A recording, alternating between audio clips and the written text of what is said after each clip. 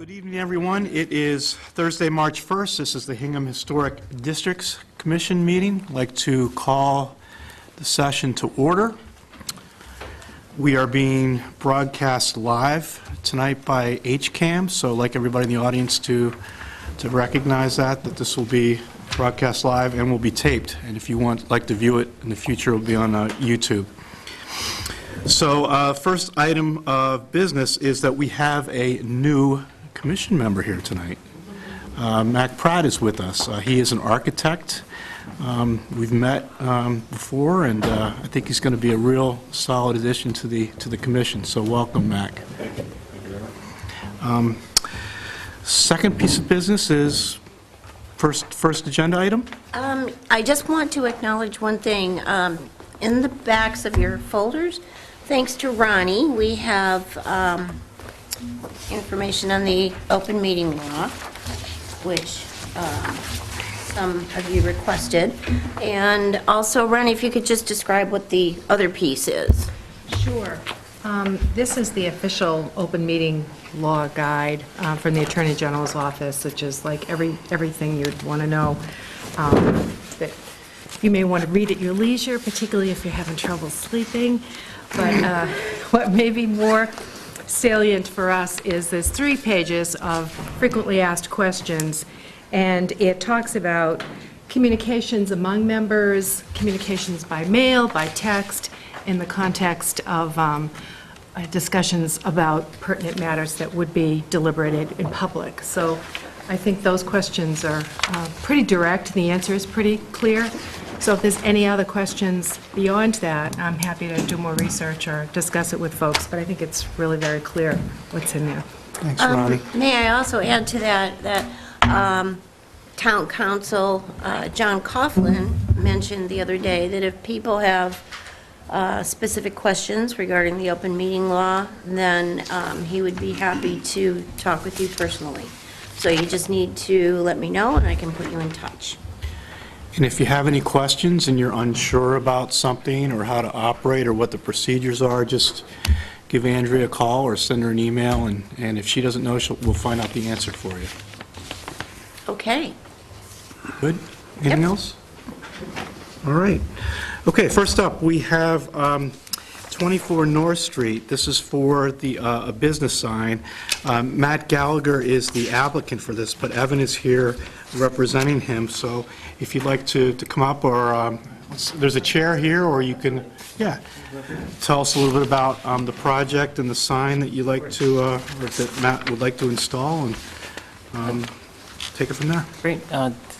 Thank you for having us. I'm here on his behalf. Actually, this is the night of the opening party, so he's there as the host. So I'm here on his behalf. But what we're looking to do is just hang a 10-foot, it's a Western cedar sign, and it'll be unlit, painted black with white trim around the letters. There had previously been, and Joe, you could speak better to this, but there had previously been a sign, I think, a couple tenants ago. I don't know when, but it was around the same size. But it should hang. We would like it to hang above the door frame, but not to go above the first floor. So it imposes on the second story. So pretty straightforward sign. We have a contractor, CJ Bell, that will be helping do that work. Yes. Below the window. So Just above the trim, but below the window? Exactly. And sorry, I don't have a printed one, but I have this. That's all right. You know what? They do have a picture on it. There's a Google. Oh yeah, perfect. So That last picture that you have in your packets.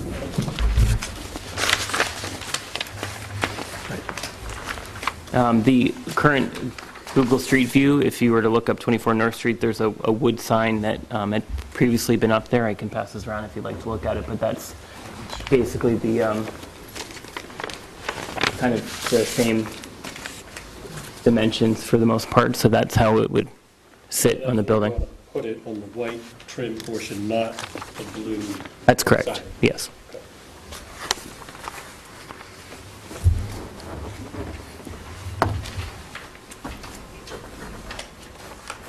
So, same size lettering. It sounds like the difference would be white trim and lettering versus the gold on that one. Is that primary? That's correct. So that picture that I showed you from the prior tenant, so that almost looks like a dark cream, but it'll be black. But yes, instead of the gold, it'll be a white trim on the lettering. And I believe he may have submitted a copy of the design as well, and it's and it'll, yes, There. so that's exactly, yeah.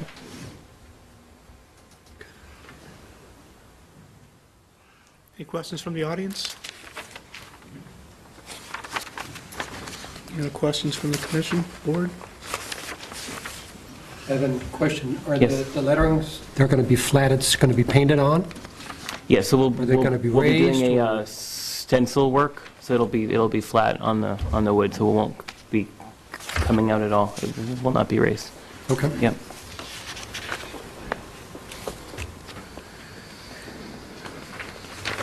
Did you see the article in the journal?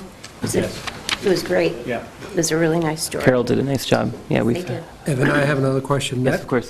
That sign that was up previously, do you know how big that was? I don't know the exact dimensions of that. I just brought that just to kind of, for comparison's sake. But and I should have that dimension on me. I don't, the width of the doorway there, but it's a double wide door, so I would assume the typical, it most likely would not exceed those two white, the white framing on the windows to the right and left of the two doors. So it would kind of sit symmetrically above the, Let me just add Yeah. that it does meet the criteria for the sign bylaw. And you've got 18 inches of width on that trim to work with there? Okay.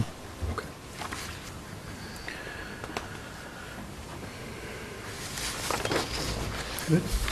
All good? Straightforward. Yep. Would like to make a motion for 24 North Street for a sign? Great. I'd like to make a motion for a certificate of appropriateness for 24 North Street. Sign measuring approximately 122 inches long, 18 inches high. This is going to be a western red cedar substrate painted black with white trim and lettering as detailed in the applicant's submission. The sign will be placed above the two doors at 24 North Street, up in the white trim.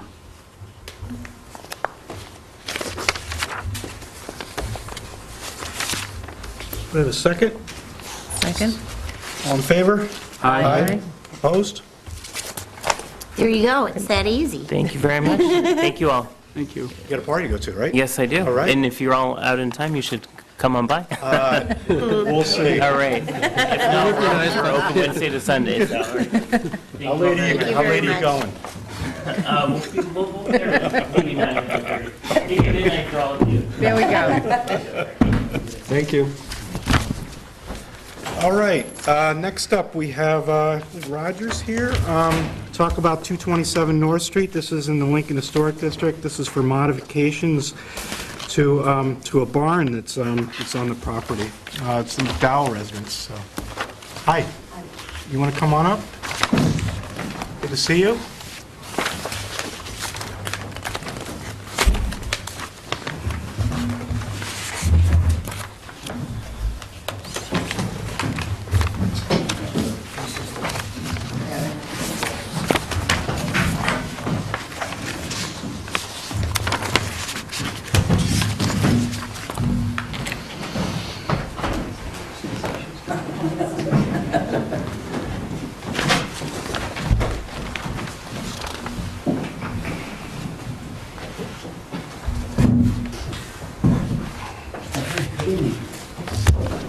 Ken McDowell, the owner of the Hey, Ken. property. Me tonight. Oh, sorry about that. So this is Roger? the, Roger, I'm sorry. I'm sorry. You need to speak into the, Okay.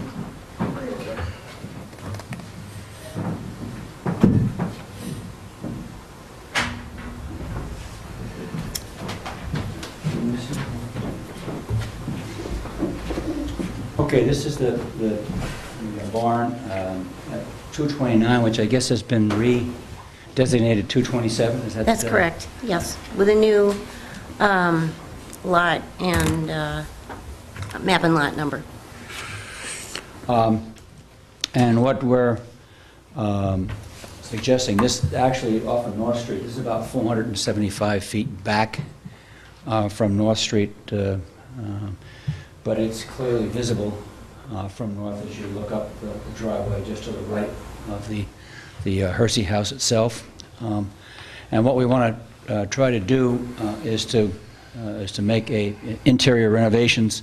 The exterior of the building basically remains just as it is, especially the front face.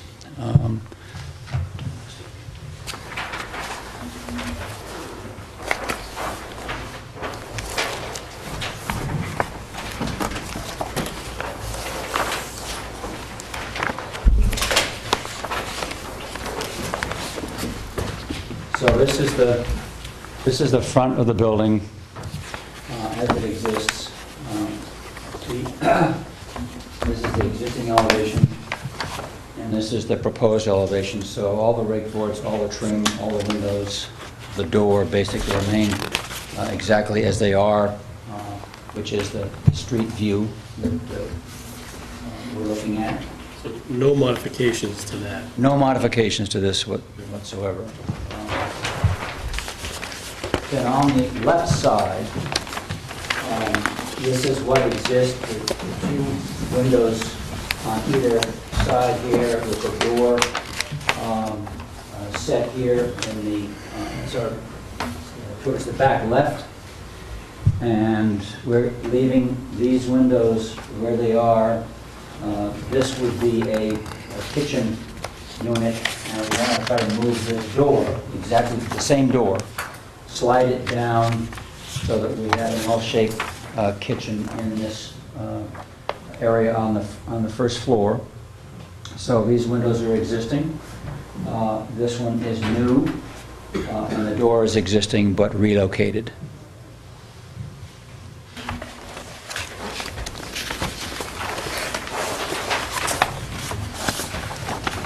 This is the rear elevation facing into the woods. Again, existing, there are 3 windows on that back side.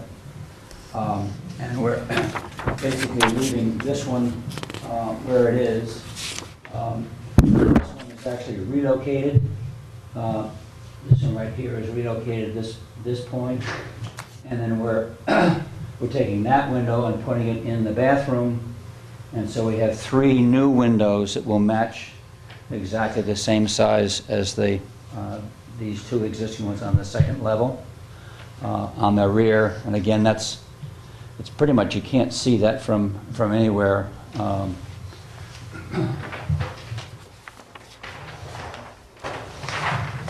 And the driveway then goes right into the center of the main elevation and goes down to the right. And this is existing garage door with 2 windows and a man door, person door, excuse me. To the right. Again, we're leaving all this because this is actually in brick. So this is basically remaining just as is down on that lower level. And the second level is remaining as it is. But we're suggesting that we want to put 2 additional windows where they don't exist here on the basically what is the main floor of the structure. And we've set those right below the existing windows here. So all of these are existing and these 2 are new.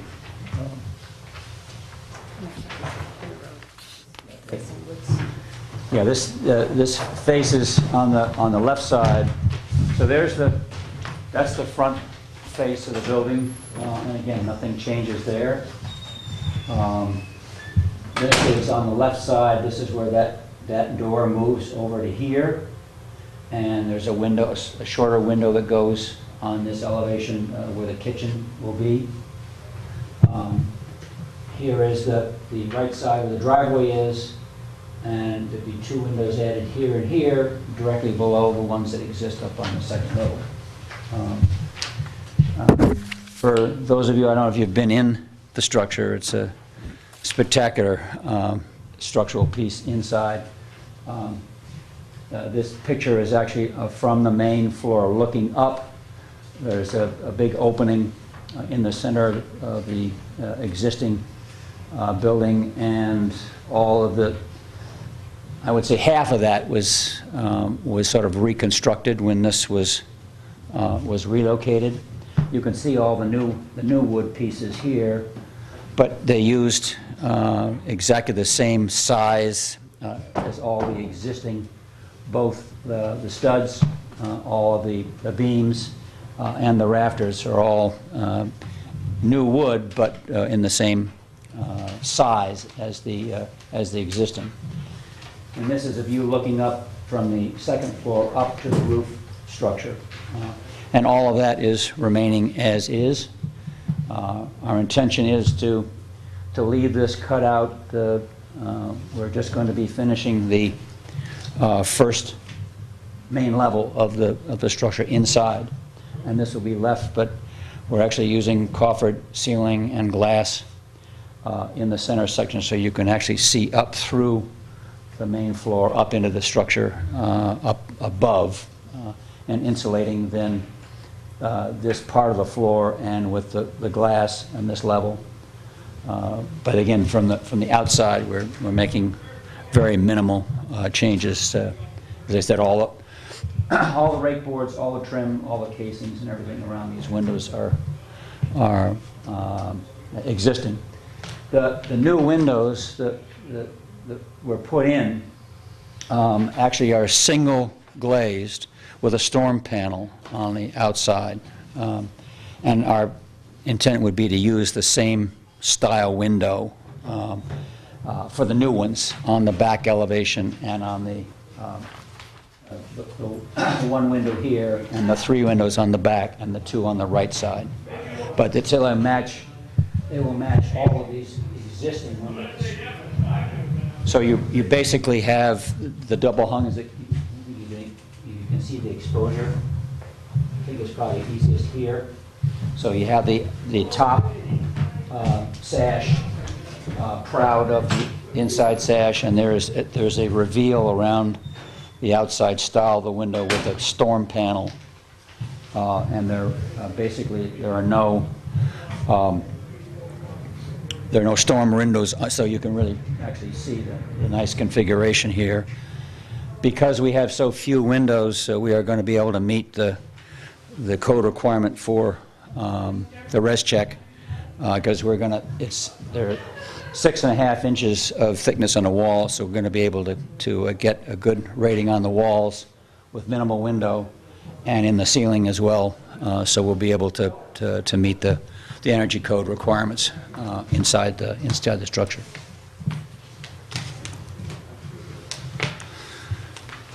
Any questions? Good. Thanks, Roger. Kim, anything to add? No. Okay. Good. Questions from the audience? Yeah. All right. Answered all my questions. Let's discussion. Open it up. I've got one minor question. You answered my question in regard to the window types, but quick question on this side east elevation. These are the 2 new windows here. Correct. Yes. Are you able to center them? Are Yes. they purposely off from the window? Because they don't align with the window above it. Well, that. I don't know if that's just a drafting thing or not. They just, Oh, it looks like they have, no. it's a little off. They'll be centered. Directly under, because there are major sort of posts, structural posts.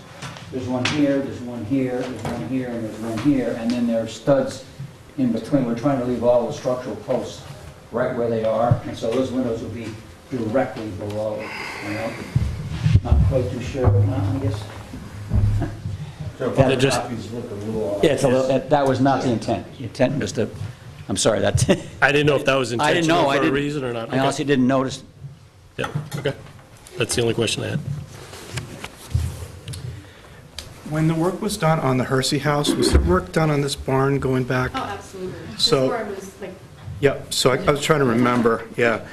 Did you take out the second floor? Was that all, we, And you exposed it, or- cut out the center, because Yeah. when we originally were doing the work, we thought that it was going to be used as a event venue for my sister, who was going to run the bed and breakfast in the Hersey house, and then she was going to do weddings out of this, so we had designed it, or started to design it to accommodate that, but then the zoning laws wouldn't allow us to have a bed and breakfast.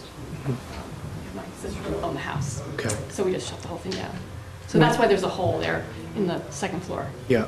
I'm just curious, these questions are, this is interior stuff, but when you look up from the inside, are you going to see exposed beam, or are you going to see like, Are you going to see everything up that's up? And so you see all the exposed beam, and the ceiling work to insulate is going to be, we don't have to insulate the attic, we'll call it the attic space. Right. Because the whole first floor, it's just going to be a one-floor dwelling.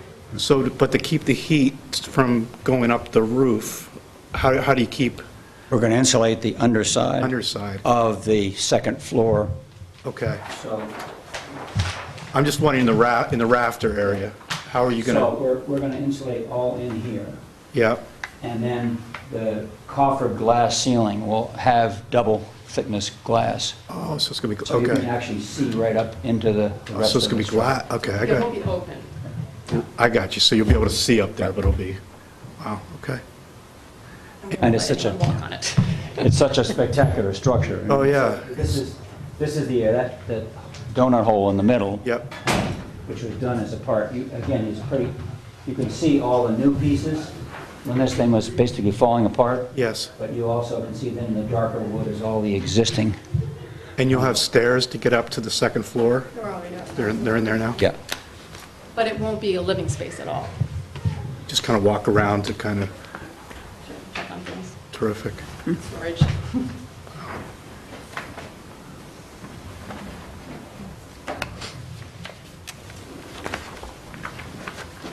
Any questions on the windows? That's the main topic here. Windows to match existing in style and material, and I'm assuming it's wood? Yeah? Air wood. Yeah. With insert panel. Signal glazed.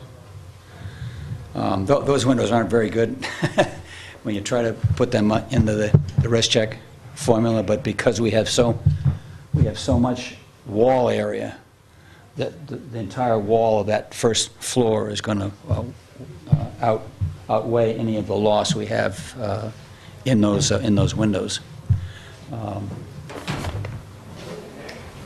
Roger, just a question, are the panels on the inside or the outside? Outside. Outside. It's like there's a rabbited groove around the outside of the stile, and these panels have there are 6, 8 screw tabs that hold the panel in place. It's not, it's not hermetically sealed, but, it does, there's a space between the existing 2 pieces of glass. Question. The barn door, are you insulating that from the inside or from the inside, so nothing will be visible from the outside? That will look exactly as it does. On the here. picture. So we're just actually putting a face on the inside of the door and insulating in between the panels on the existing door and the inside face. Will it still be functional? Can you still open It'll it? still be able to be opened. Is that garage functional underneath too? Can you pull a car? Yeah, there's a, Fully finished.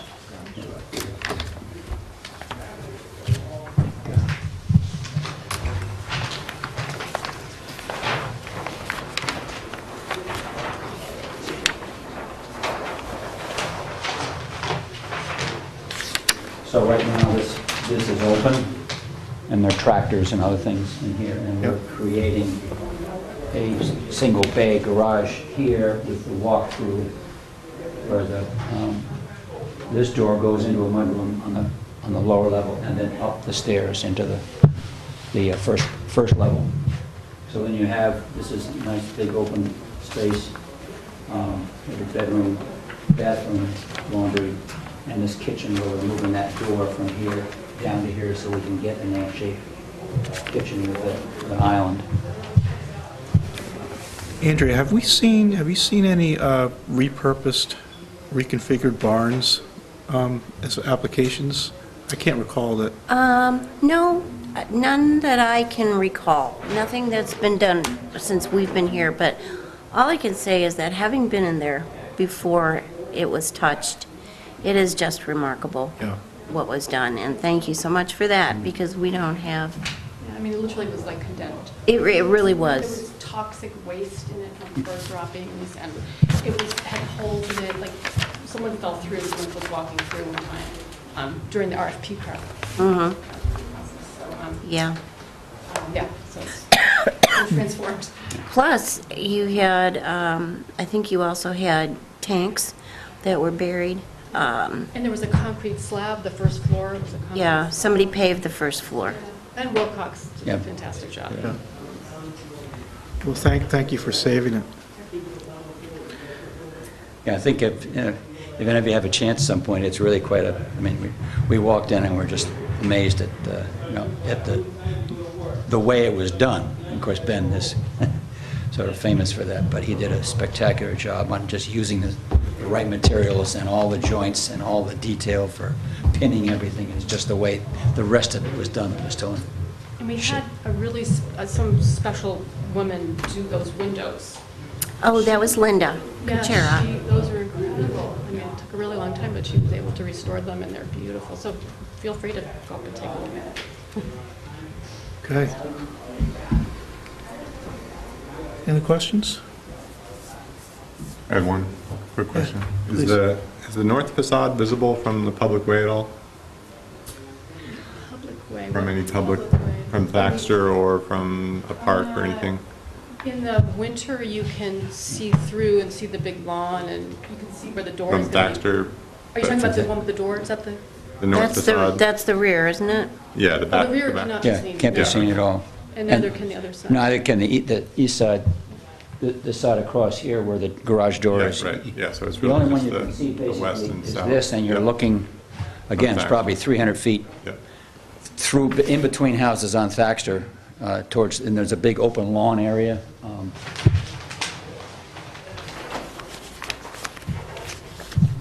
So this is the, Yep. and so you're looking through here. There is an access coming off Thaxter, but, we're not intending to do anything but the existing driveway that comes up and then goes down over on the right. But this is all woods in here, and you really can't see it from north or from Lincoln. Right. And all the utilities were brought up to the barn when we did all the work, so there won't be any disruption to the driveway. Yeah. Minimal. And that's Horsey Field in the back, correct? It's over here. Over here, yeah. But there's also a fence. There's also what? You have a fence there. Yes, we did, Yeah. yeah. Yeah, we had, people kept walking through.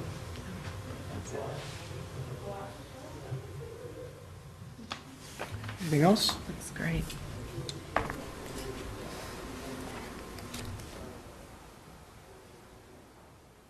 Would like to make a motion?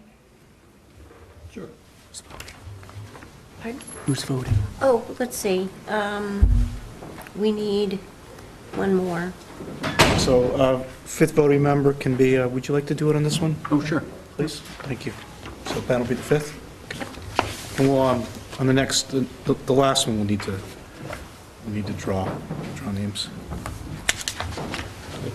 I'd like to make a motion to issue a certificate of appropriateness to 229 North Street for exterior modifications that include relocation of windows, addition of windows based on drawings dated January 25th, 2018.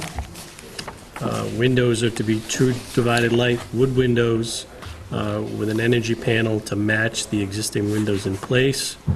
Any trim or siding that's modified or that needs to be replaced based on the modifications will be painted wood to match existing.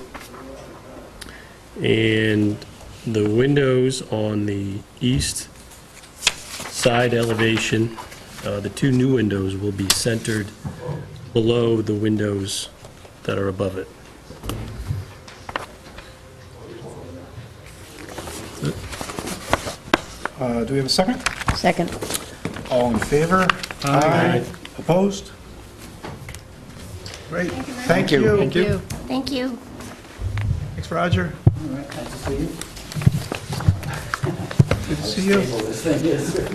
Oh, yeah, you know, the middle one is probably better, but it's really heavy. Next time I'll try that. Oh, that's all right, just lean it against the wall, thank you.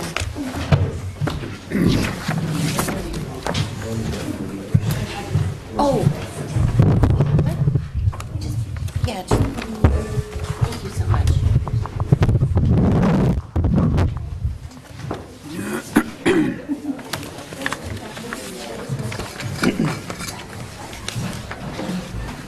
That's great, Roger. Okay.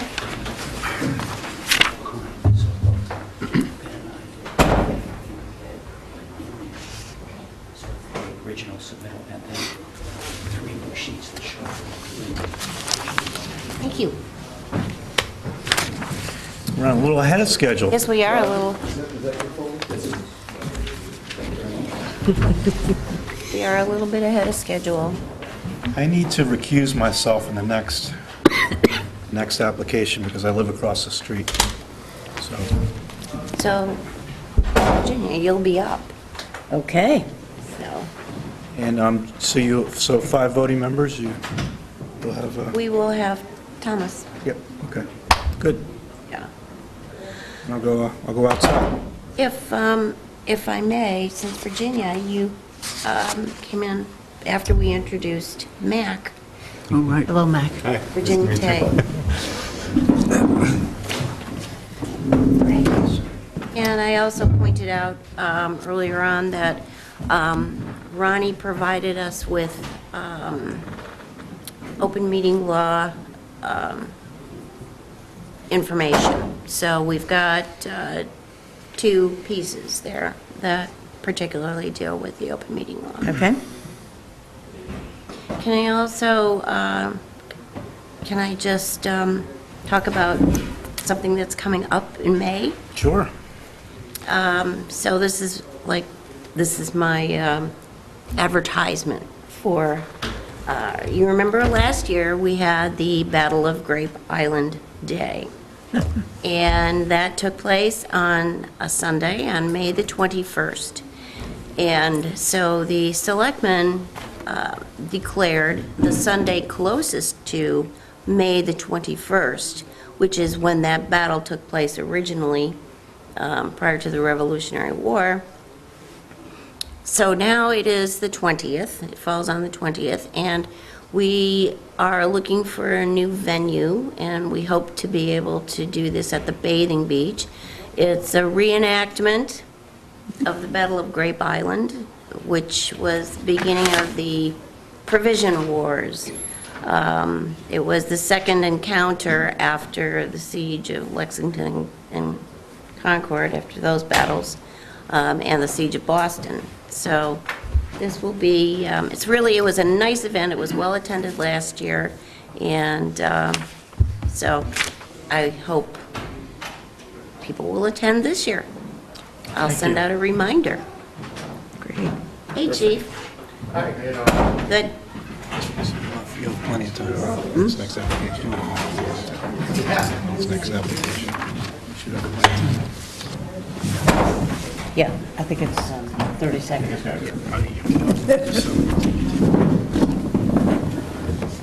Okay. Anything else we can say?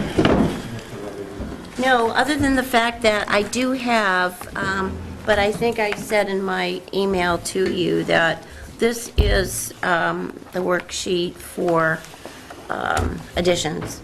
And so I'm just going to pass these out. I wanted you to have one, but I will, and if you have any comments, this is a draft, and Hans has seen it. So if you have any additional comments, let me know, because then I can change them before our next meeting. And I will also be putting them in your packets, so that when you get the plans, you'll also get a blank worksheet that you can use. Although it says this says for additions and other new construction, so that would really be anything such as dormers or other architectural features that would be added to. Does that make sense? Yeah. All right. Very Okay, helpful. so I will just pass these out for everyone. Looks very much like the other one. Yeah, there's some minor changes, but help when we go through the process and review.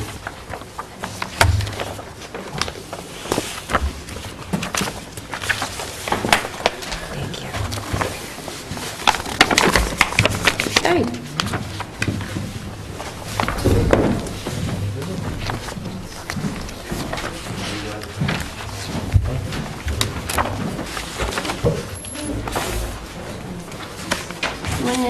I think we can probably, We can start. Okay, next up for review. yes, please. Thank you, Scott. Hello, Sandy. Good evening. Good evening. I'll eat. Hey, thank you.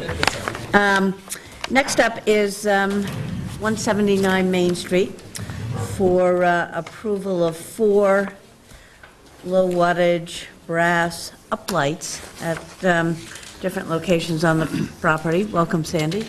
I'm not Sandy, I'm Scott Golding from Joe and Todd Jewelry. I'm sorry. That's all right. Sorry, and Jenny and Sandy Weymouth wanted to be here. They had a conflict they couldn't avoid. So, I understand. here Well, in their welcome place, too. so. All right. Thank you. I appreciate Apologize. that. One Nope. shouldn't be presumptuous. That's fine. Okay. So, do you want to introduce what you're proposing to do? So the Weymouths, this property, 179 Main Street, was before this commission in 2016 for a series of hardscape and landscape improvements to their property. The house isn't visible from the street, but they installed a wall as well as a granite post, to mark the property, as well as a number of ornamental trees that were installed there and obviously approved by the commission. The ornamental or the granite post has uplighting. What we're seeking tonight is to basically install, well, the lights are actually installed. They were installed as part of the original, installation by the landscaper, but they have not been in use. They have a separate switch. So what we're seeking is, permission from the board to, utilize those lights. The lights are, they're brass uplights, flush with the lawn, the same specifications as for the granite post, which was approved by the commission. They're 4 watts, low, very, very low, soft light, 2700K. So we provided the specifications. It's, similar to what was approved. We also provided, they turned the lights on so they could photograph them, for this submission. So you have a picture within our submission of what they're seeking to do. You'll see the granite post kind of in the foreground, and, they're seeking to uplight these 4 hawthorn trees that are towards the front of their property. I don't know how much more I can actually add. No, It's, I mean, that does I it. think everyone's been by. I think they did a beautiful job. The wall came up beautifully. The post is nice. The plantings are fantastic. And they're just, looking to kind of put some low light to kind of call out those nice ornamental trees in the front. You can't see their house, so they want to kind of mark their property. And, they did a nice job. They just want everyone to be able to view it on Lower Main there, so. Thank you. Does anybody in the audience have any comments? Okay, the commission? Okay. Shall we have a motion? Sure. I can do a motion. Okay, Ben. I'd like to make a motion to issue a certificate of appropriateness for 179 Main Street. Four uplights? 4 uplights, that's correct. Four uplights. They're shown on that plan. 4 uplights shown on the plan. There's no date. I'll just say from the... Use the application date. Okay. So the application date. That is, November 22nd. February 22nd. February 22nd.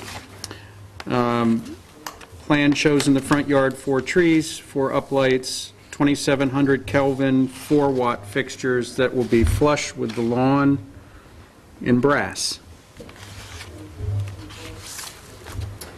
Is there a second? Second. All in favor? Aye. Opposed? Great. Thank you very much. Thank you. Appreciate your thanks, time. Scott. Take care. Since we do have some additional time, we may as well talk about the solar array, solar panel array that's going to go on Fort Hill Street. Last Thursday night, we had a meeting with, it was actually a public meeting for, there were MBTA representatives, there were people from Omni Navitas, and from MAP, which is another group that is actually doing the installation. And it was fairly well attended, and I would say that the MBTA did give an MBTA, they're their public relations folks, did give kind of an overview of what to expect, and that includes the whole installation. They plan to get started somewhere at the end of March. So for those who take the train,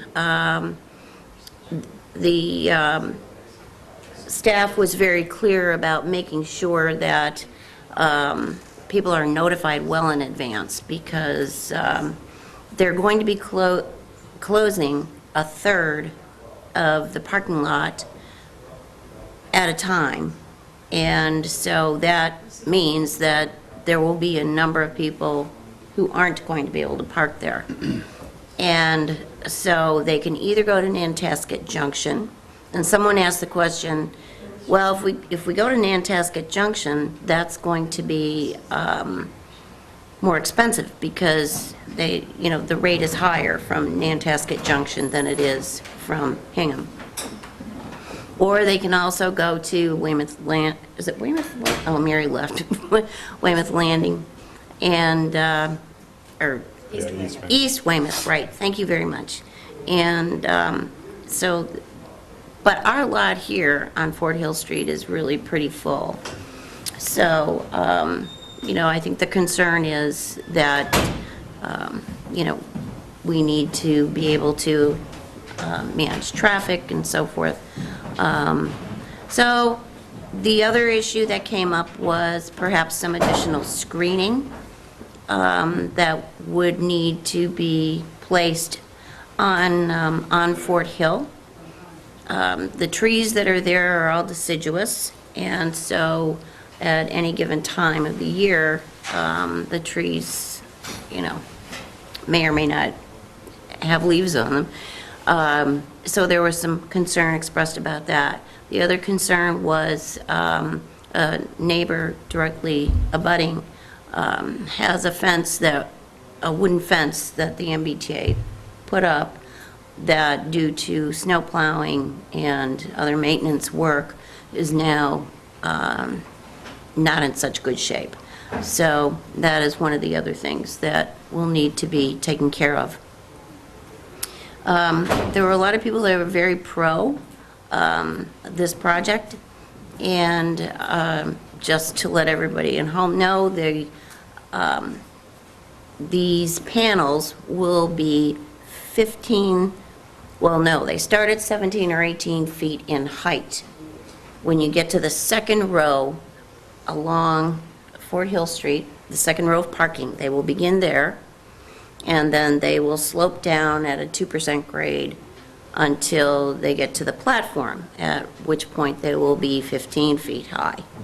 So they said that should be enough for emergency vehicles, and so other than that, and other than maintenance, people were pretty positive about these. I don't know how many direct abutters there were there. I know the woman next door wasn't able to make it. But anyway, so that's going to be coming. Anticipate that if you, I don't know, if you take the train. But, so that's, and then Nantasket Junction, they'll be doing that concurrently.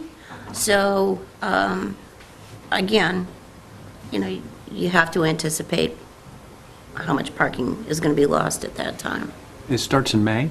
No, they anticipate starting at the end of this month, but I think that might be a little aggressive. And how long is this project? Well, they put a six-month time on it, but of course, they're hoping to finish before that. And so they would take a third of Nantasket and a third of the Hingham and be doing those together, and then they do their second third and the final third? Yes, that's my understanding. Okay. So, Nantasket Junction isn't as fully utilized as is West Hingham. So that's the solar panel array, and it's a 20-year project. 20-year lease, yes. So, all right, so we still have about 15 minutes. Virginia, you can tell us about Cuba. Question about that? Sure. You had Charlotte Bourne.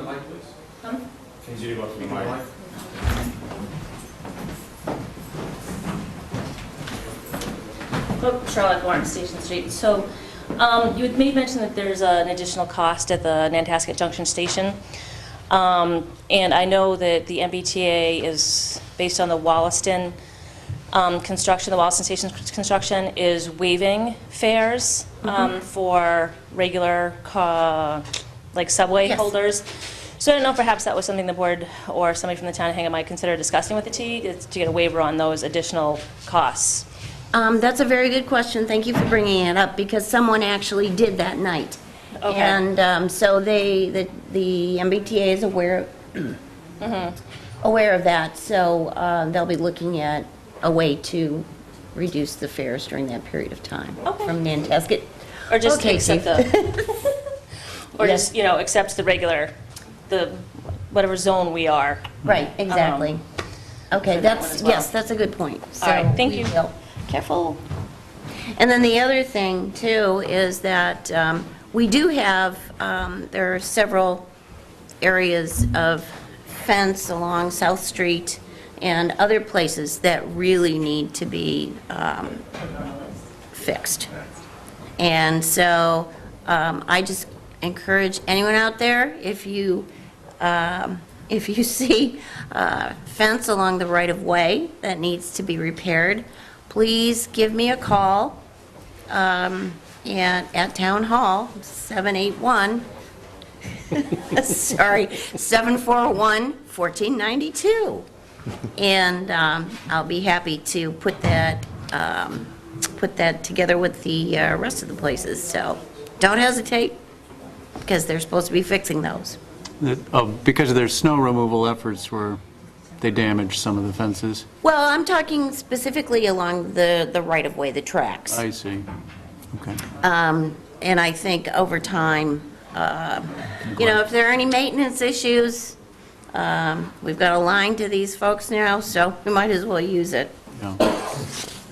Okay. Is any of the power that's going to be generated, will that come back to the town of Hingham, or is it strictly for the operation of the trains? No, we will be, as I understand it, Hingham Light will be purchasing that power at a given rate. So it is unclear, you know, whether that will impact our own rates in our household, but nevertheless, you know, there is extra power that will be generated. They did talk about that it would be extremely useful during peak times, when everybody has their air conditioners running and when it's 95 degrees out or whatever. So, anyway, I think that's pretty much it. Mary, my boss Mary is here, who who, if you wouldn't mind, we were talking about the solar panel array at West Hingham. Would you mind, I think I summarized it, but you may want to just tell us what the summary was. Well, I missed what you said, so I don't want to reinvent the wheel, but we did have a public meeting, and it was recorded, so I don't know if anybody saw it. It was a fairly favorable meeting. There are some outstanding concerns on behalf of staff that have been summarized in some correspondence, and Andrea's communicated them to the state. So we don't have a lot of control over the development of the panels. It's not one of those things where we can really dictate what happens. However, we do tend to like to offer our thoughts and concerns and suggestions for improvement. So we're hopeful that there could be a slight improvement, perhaps some screening, perhaps a lighting plan or more information on that so that we know if the neighbors will be affected by that, a little better maintenance, perhaps a new fence, but not a lot that we can do. Is that fair to say? Yes, that is. So the construction, we haven't gotten the start notice. I know they're very anxious to move forward. That's going to be a big deal, I think, for the town because it's going to affect people's commutes and their schedules day to day. And so, as you know, in the morning, 5 minutes one way or the other can certainly be a problem at times. As soon as we know when the job's going to start, they'll be communicating it and we will be communicating it. But I don't think the Mass Historic Commission signed off yet. No, they haven't. In fact, they're waiting for some additional communication from MAP and Omni Navitas. Yeah, Ronnie asked a question about the power. Hingham Municipal Lighting Plant is purchasing power from this array, but whether or not it will be noticed in our own personal electric bills is unlikely. Is that correct? I would say that's a fair assessment. I think the benefit that you will get from this project is knowing that there's green power in your town and that that's an environmental benefit. And that, I think, is the biggest benefit that you get. Thank you. Thank you, Mary. Okay. I am going to invite our visitors outside to begin setting up.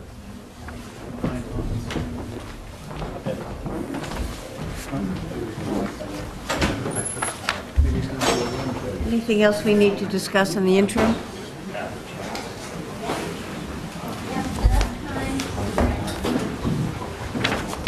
So you were in Cuba? I was. Yeah, how wonderful that is. It's a wonderful experience. Yeah. Absolutely wonderful.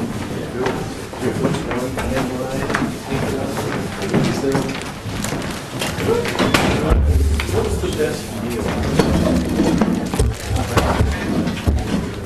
Food was mixed. So, very mixed. Very, in a Mediterranean restaurant because the fish was so good and the fish otherwise was so bad. But the red snapper was great. Oh, thanks for asking. His ankle is coming along. We just started, well, he just started physical therapy. Welcome back. So, Where's he doing the physical therapy? Bone and Muscle Center. Yeah. I understand. Yeah, so. Right outside of the room. It was good. Yeah. You trying to schedule meetings every night? Pretty much. Ankles are the worst. Hey, Justin, how we doing? Good. A little early, you want to? Yep, we're a little bit early, but you can, I'm getting Jerry's PowerPoint set up here. Okay, good. If anybody wants to sing, we can have a musical interlude. No, you wouldn't want that. Everybody ready for jokes lately?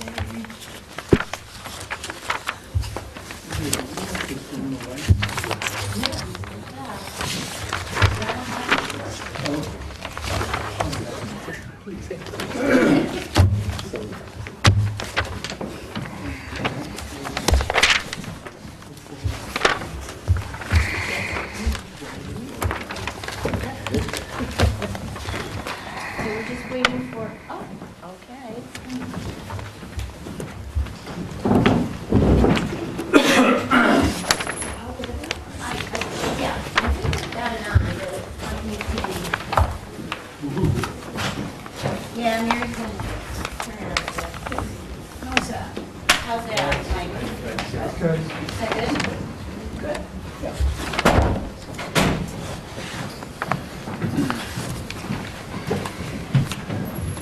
What's playing?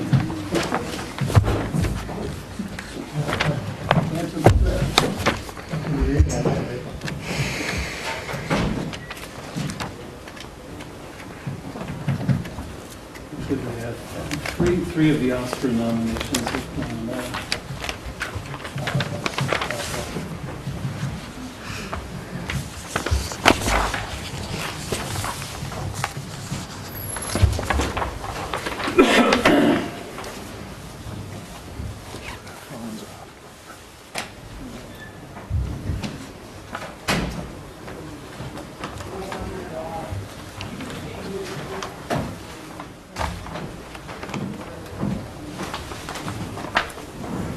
Okay, tick-tock. What do you think? Good to go?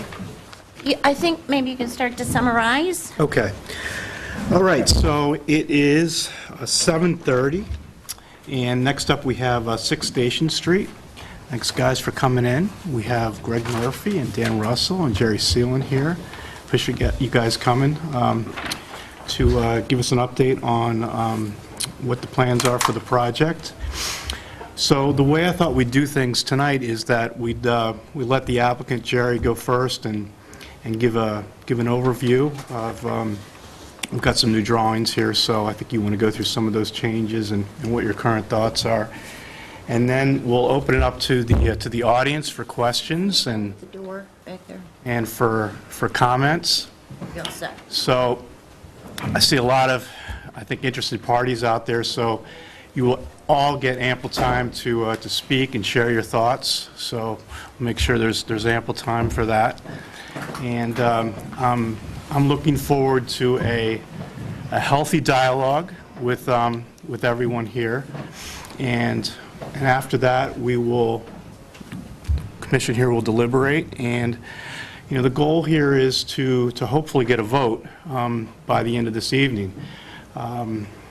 The applicants have been here, I think this is the 4th meeting with us, and we've had a couple of informal discussions too, and I know you've been before other boards also. So I think just in fairness, that would be the goal here tonight. Now, the commission may have some questions and things that they need to think about after the presentation, so no guarantees, but so that is the goal here. And you guys have put a lot of effort into this, a lot of time, capital, willpower. So I think that just to be fair, we need to get to some decision here. It's just some end game. So thanks again, Jerry. You want to take it over then? Sure. Do you want me to stand? Yes, please. So thank you very much, everybody. I'm Jerry Seelan. I'm the project architect. And it's been a while since we've been with you. I think last time we were here was October, and we were encouraged by our discussion in October, and we left the meeting thinking that we felt we were ready to go before the other boards in town that have jurisdiction over this for different reasons. When we went to the planning board, it was clear that the planning board and the zoning board at the same time had concerns that were similar, I think, in some ways to the concerns of the Historic Districts Commission, particularly in terms of the building size, its height, its mass, all that. So we felt that it was important to try to bring them up to speed with where we felt we were with the Historic Districts Commission, and in the process of doing that, we put together a little presentation, because clearly, the concern is this building too big? Is it too tall? And so I took the opportunity to just take a little walking tour through Hingham Square. Now, admittedly, Hingham Square is not the historic district, but I think it's fair to say that imaginary lines sometimes are not as meaningful as we might think they are, and that we feel that our site is, in fact, a part of Hingham Square. So we took a little walking tour, and what I'm highlighting here is a bunch of things, but primarily I'd like to show that buildings of different height in Hingham Square, as well as throughout Hingham, are not only not unusual, but in fact are in some ways the norm. We start here up at Loring, and we can see that it's quite a bit larger than the little bank building next door. As we go down the street, we have Hingham Institution for Savings, which is a beautiful building right next to the commercial block on Main Street that I always think of as the Brigham's Building or the Carol Ann Building. And again, we can see a tremendous difference in height between the two. Hingham Institution is probably twice as tall as the building next door. Coming down the other direction, we see the Pride Building, which is not, in terms of mass and footprint, not terribly different from the building that burnt down 30 years ago. But again, as you can see, you have a relatively large building compared to the masses of the buildings next door, right in here. And what I found as I walked around, here we are across South Street at the Winston Building, and of course, you have the Winston Building is a nice tall 2.5-story building next to the flower shop here, and next to which I didn't quite get in the picture, the cute little barber shop, which is tiny in footprint, tiny in height. So what we see, I think, throughout the square is this tremendous variation in height as you walk around the square. And interestingly enough, and I didn't even really notice this, frankly, until I was putting it all together, one of the things that is fascinating is that most of the corners seem to be anchored by relatively large buildings. So here, this is, of course, along South Street, and here's the Zona building here, the two smaller buildings here, and right behind this fence will someday again be the Lincoln Building, which is, for all practical purposes, very similar in height to ours. So again, you have these strong buildings anchoring corners with, for the most part, smaller buildings in between. Here we have, again, the Zona building. This is looking up Central Street. And of course, this is even, while this is quite a bit taller than the Square Cafe building, you get around to the other side, the Lincoln building is substantially taller. It's 3 times as tall as the Petite Maison building. And they're all right next to each other. They all make up the character, I think, of the square. Here we have the Boston Private Bank building, the Hingham Journal building, and this little utility building here. Once again, a relatively strong, large building on the corner, and then kind of fading down. Community center, much the same thing, where you get this nice big statement here on the corner, and then the bowling alley behind it. So again, we see this kind of over and over again. Here we are on North Street, right across from the post office, where we have larger building here going to the flat roof buildings here. St. Paul's, of course, is representative of many of the church buildings in town, which are not just in the square, obviously, but throughout the town, always quite a bit larger than buildings next to them, and I think, again, contributing to the character of what we think of as Hingham. Finally, I shouldn't say finally, but kind of the last one that I like to think of is Old Derby, which, of course, is the headquarters of the Historical Society. And not only is it a tall building, 3 stories tall plus roof, but it's sitting up high on its landscape so that it really towers over everything around it. And as I was doing my research, I was looking around for old maps and old pictures, and I found this is a great woodcut that I got at the gift shop at the Historical Society, showing Old Ship here, the several very small or relatively smaller houses in between Old Ship and Old Derby. So this is a 19th century woodcut. I couldn't quite tell if it was 1889 or 1839 from what was on the woodcut, but again, it kind of illustrates that the character of Hingham Square has always been a character of buildings of a lot of different sizes, both in terms of footprint and in terms of height. At our last meeting, I think that we started, I think, as I felt the board was getting comfortable with our, our building size, we started to talk a little bit about details, and I think the comment was made, why do we have the kind of dressed up doorways that we have? We have columns, they're fluted pilasters. So I, again, took a walking tour and just looked around. What's in the square? So this is the front of 115 North Street, which was apparently originally the National Bank building, or at least a bank. after which Bank Ave is named. And you can see, very nice columns. Could use a little TLC, but beautiful columns standing proud, holding up the portico with pilasters on either side. And I believe these are all fluted type of pilasters like we were thinking about. Here's the Old Town Hall building, which is now, of course, an office building. Again, using columns and extra treatment to emphasize doorways. Here's a nice building on North Street. A lot of the columns that we see throughout town are fluted. Many of them are Greek Doric, such as this on Talbot's. Again, the kind of very distinctive heavy column with fluting, and in this case, no bases. And that seems to be a repetitive element, but lots of them all over the place. Another house on North Street, same type of columns as on Talbot's. And again, the same, otherwise it's a beautiful house, but a relatively simple house. And what did they do? They tried to dress up the front door to give a signal, this is where you're welcome, come on in. Here, of course, is the front of the community center. These don't happen to be fluted columns. These are, I think, more kind of smooth Tuscan columns, but again, a relatively plain building with a very fancy front porch.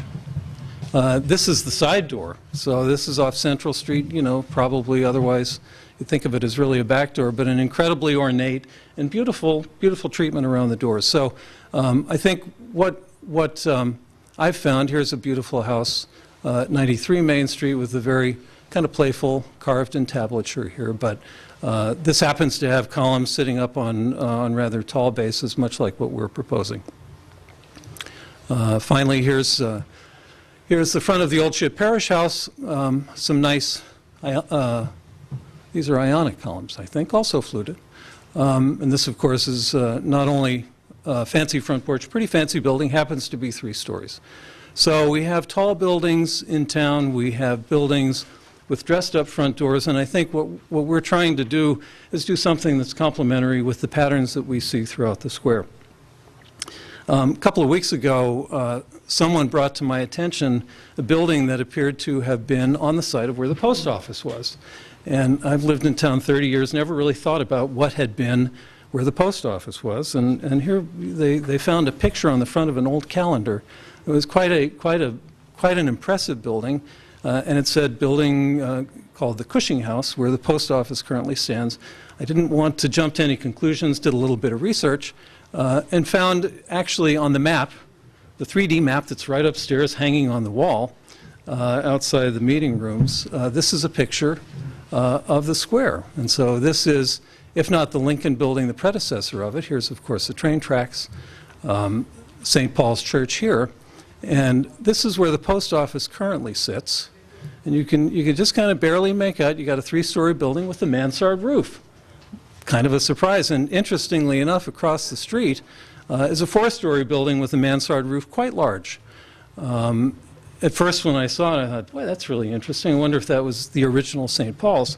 So I did a little more research, went to the library and found those nice old fire insurance maps, and found that, in fact, that building there, so here's St. Paul's, here's the building we were just looking at, that's 4 stories. This was a shoelace factory. So interestingly enough, Hingham Square not only had big buildings, it had factories right in the square. But this proved that, in fact, right on the corner was a building called the Cushing House, which was a hotel, quite large, about 100 feet long, with quite a large stable behind it, and there it is. And what I found just fascinating about it is right here, 2 blocks away from where we are proposing our building with a mansard roof to try to bring the eave line down. Obviously, in the 19th century, somebody did the same thing. In terms of size, mass, height, I won't say it's a replica of what we're doing or that ours is a replica of this, but it certainly is an example of something that's really quite similar to what we're doing. Thanks, Nick. So let's go back to where we were when last we left you. When last we left you, this was our site plan. And we had our kind of 75-foot long section along North Street. We had what we kind of referred to as our bay window out here sticking out toward the curved intersection, then came around the back, and this is the entrance to our underground parking garage. Since we've been here, the main thrust of our approval process has been related to both planning board site plan review and also to zoning board variance review, because, whoopsie, sorry, let me go back. Integral to this proposal was we required a variance to build this here and to build that there, because those violated the front yard setbacks. And we always knew that going in, and it was always going to be a part of our discussion. So this is where we left you guys, and this is where we left you with our plan. So again, this is our mansard roof plan. This has got the bay window on the end. And I think when we left, I felt that people were feeling pretty good about the mass and the size. There was an anticipation of talking about things that would help to tone it down even more, perhaps with details, perhaps with colors. So I had kind of picked a nice, what I thought was a nice yellow at the time, and everybody said, no, that's kind of bright. It makes it stick out a little bit too much. So the next thing we did is we went to the historic New England color charts that Andrea was kind enough to give me, and picked something that would tone it down somewhat. And I think it's kind of interesting. It does. So that tends to stick out a little more. It's a little bit more wedding cake-like. This is a little bit more toned down. And these are colors that are right off the list. The main body color is something called parsnip, which happens to be, I think, in almost all of the different categories, but particularly it is present in the eclectic category, which is kind of late 19th, early 20th century. And I'd put this in an eclectic sort of a category. And then for the trim, it would be a complementary off-white. I think it's supposed to be Jewett white. It's hard to replicate these things with computer renderings, but this gives you, I think, a nice sense of the whole thing toned down a little bit. So this is one step after where we left you. And as we started our other process, it became clear that we were going to have some problems with other boards in town, and clearly with some of the neighbors who were concerned about our seeking variances. So we had 3 areas that had came up as concerns in the next round of hearings. We had our 2 setback areas here, circled in or squared in red, and then we also had a little space back here that we had felt we could get quite close to the property line, and it became clear in reviews both with our site engineers and with other people at Town Hall that there was concern it was too close to the property line. So kind of putting all that together, we've decided we're going to drop our variance. And we decided that because we felt like while it was possible we would get it, it would be a lengthy process.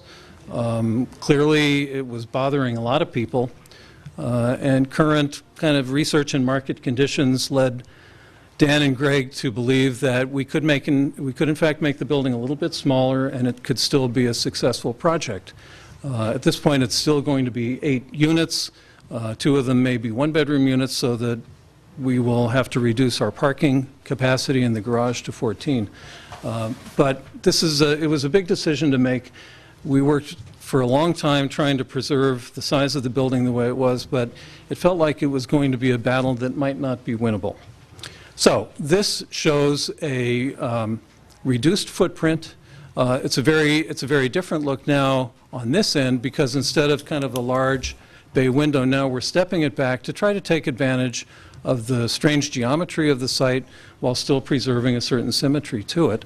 And we've pulled back this section here, which had been a stair elevator tower, and we pulled it back away from the property line to make it a little bit easier on the neighboring property during construction and make it easier on the contractors who build it. So we think this is a pretty big step. We've now lowered the building 4 or 5 feet from where we began many moons ago when we first showed the building to you guys, and we've reduced the apparent length of the building when viewed from North Street by about 12 feet from where it had been before, which was right out here. So what's it look like? Let's take a drive along North Street. Here we are kind of near the old bank building, a little bit further along. So we drive along, and you can just make out here. I think we talked a little bit about how nice it would be to have an entrance at the curve. So rather than concentrating all of our retail space only on North Street, try to bring it around, bring the life of the street to the building. And here we are. So we've still, in terms of what you had seen before, from this point over, it's really quite the same. But from this point over, it's now changed quite a bit. Here's our different steps to try to negotiate the crazy geometry of this site. And because we're pulling it back from the property line, even though the sidewalk is beginning to go down here, we've got just enough room to get a proper sidewalk in there without steps and, frankly, without even having to do a ramp. So hard as it is sometimes to give up saleable area and building size, I think this does make the building better. It's more kind to the streetscape, and it's more inviting to the neighborhood. Here it is looking at it more from across the street. And let's see if I've done this correctly. My next slide should be the original plan that, nope, not quite. So here it is up close and personal without 44 next to it. But the next one, there we go. So this is what it looked like when last we were here with what we'll call the bay window. And if my buttons work, we can kind of go back and forth. And you can see it's really, the mass of it has been reduced substantially. The view corridor for the people across the street has opened up more to the space, kind of across Station Street. So, let's see, did I do this right? Oopsie, do it again. So again, I think it's an improvement, and I think it's better for the building and better for the square. So, Do you have a picture of the current site? not in this slideshow. Tom, could you just wait for questions till the end, please, and then there'll be ample time for everybody to speak, and I'll recognize you. Yeah. And I appreciate the question. Not to be flip about it, I think everybody pretty well knows how shabby it looks right now. So here we are today. This is what we're proposing, and I wanted to just remind you again, how does it relate to what's next to it on North Street? Right now, we are about 9 feet taller than the peak of this roof, and the eave line of our mansard is around about 6 feet higher than the eave line of 44. This building here is another couple of feet taller, and interestingly enough, when you think of this building here and when you see it as you're walking down the street, what you're going to perceive most coming from either direction is from this corner over to here, sorry, over to there, because that's the main straight mass of the building. This section here is set back 20 feet because that's where we have to work around the electrical easement. So in fact, it's hard to look at these things in elevation. It's better to look at like this because this is really the mass that you see. This is about 75 feet long, and this adds another 20 feet or so here. So if we go forward, you can see that in terms of the apparent length of the building across here, it's not substantially larger even than this building. And forget about the fact that as you go further down the street, the buildings are so close together that they do make a very continuous mass.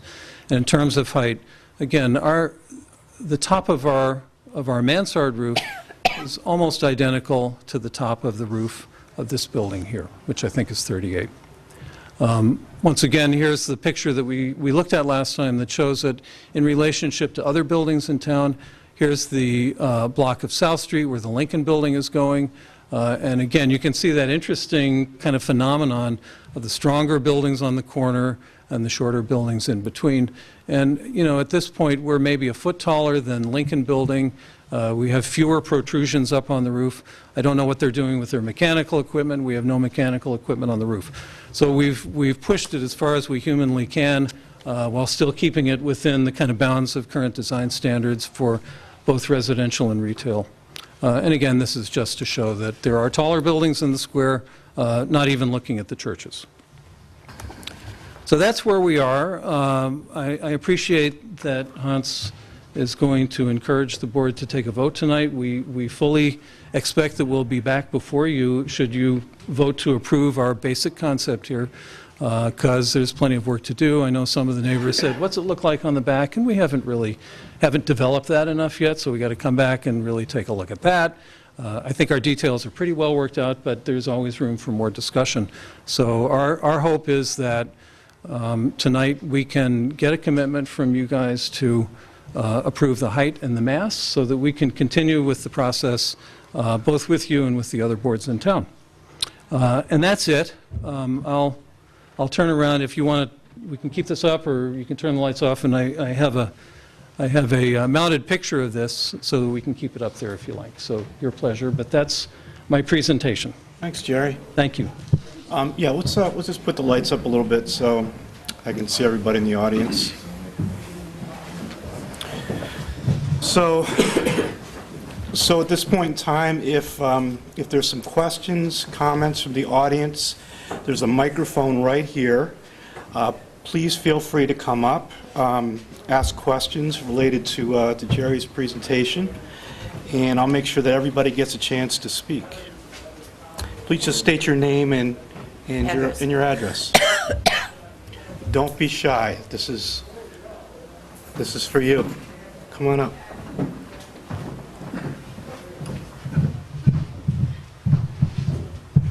Hi, I'm Johanna Seelan, obviously related to Jerry. 166 Hersey.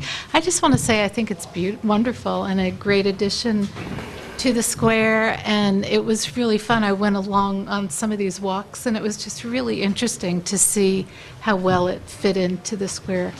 So I just wanted to say I like it. Thank you. Thank you.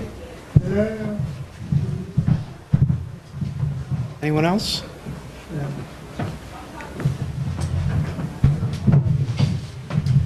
Jody Nash, 54 Middle Street. This is my first time seeing this, so I'm seeing it really with fresh eyes, but I think it looks really nice. I was really interested in the presentation that you gave. I thought to go back and see the history and see what the hotel looked like that was on the site of the library and how similar it looked to that was fascinating. So I think in light of the historic context and what we heard from today, it even more seems to fit into this site. So I think it looks fantastic. Thanks, Jody. Yeah, come on up.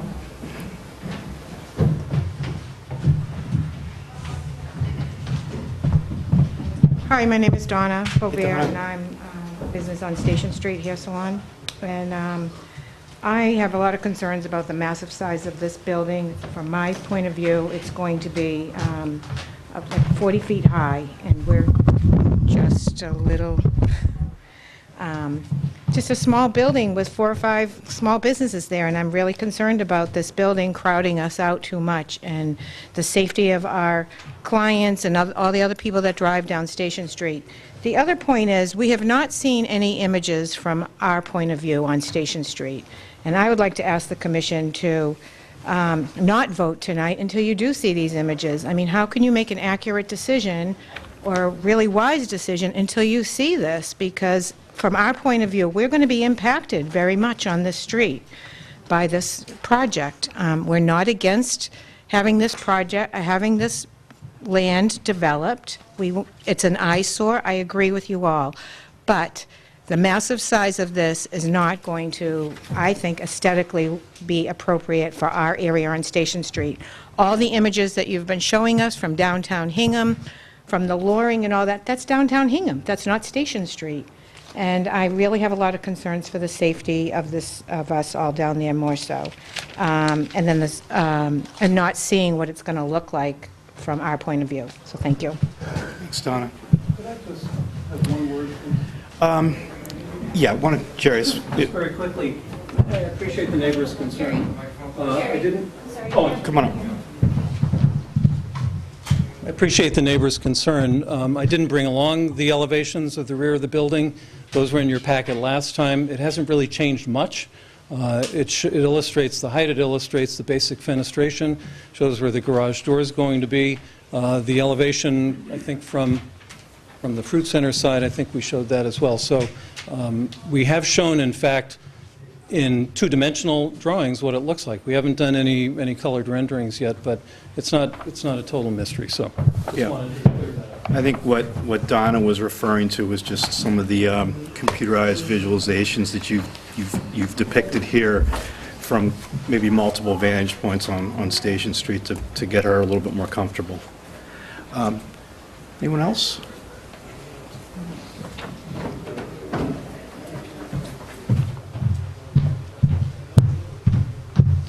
Good evening, Bill Ramsey, 55 North Street. I'm a direct abutter to this project.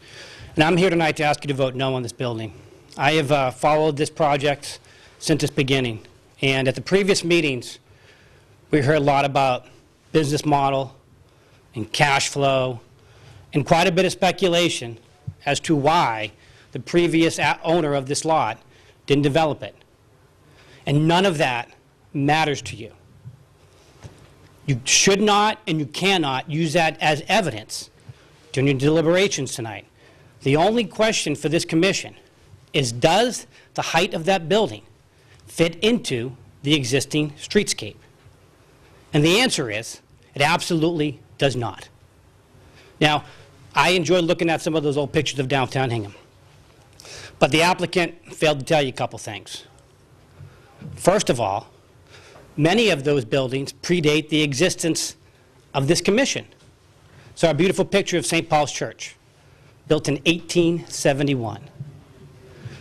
At these meetings, we're always talking about 1 Station Street, the brick building directly across the street from Settles, formerly owned by the Hershey family. Built in the 1950s, before we had any sort of local zoning requirements. And let's talk about the Lincoln building for a second, because that's always been a point of comparison during this entire process. The Lincoln building never came to this commission for review. Because of the type of application, because of the building's historical importance, it was evaluated by the Historical Commission under a completely different set of standards and criteria.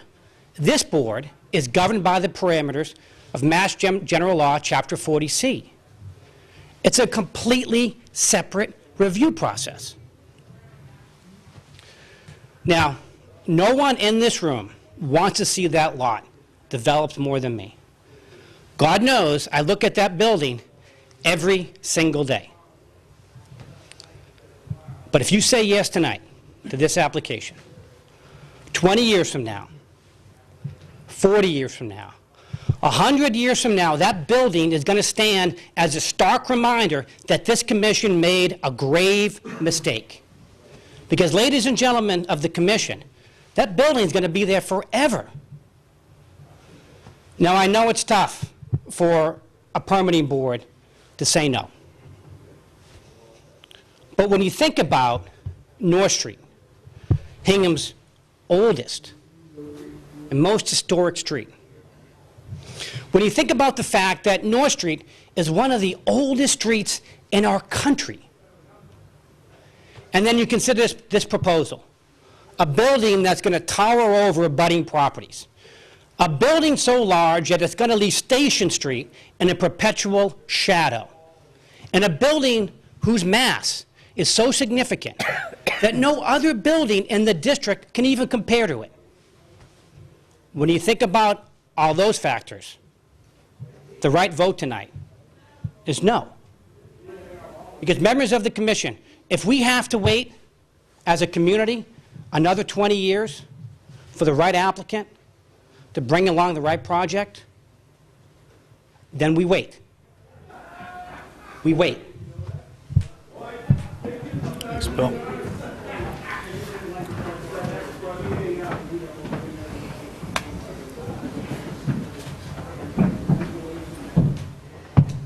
Karen Rowley, 40 Middle Street. Karen. So I've been kind of following this. I know Greg, he's a neighbor. I live in the historic district. I have for 22 years.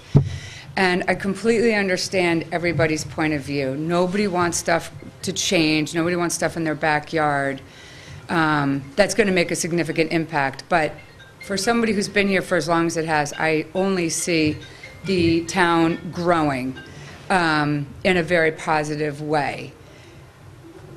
I think that this building is a beautiful building, and I think, and I wasn't quite sure what you were saying earlier, Mr. Ramsey, about the building, because it looks very similar to the picture you found from the library that is now the current post office, right?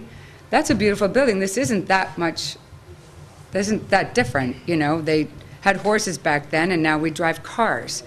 So you have emissions, you have all these different changes that are going through in our lives.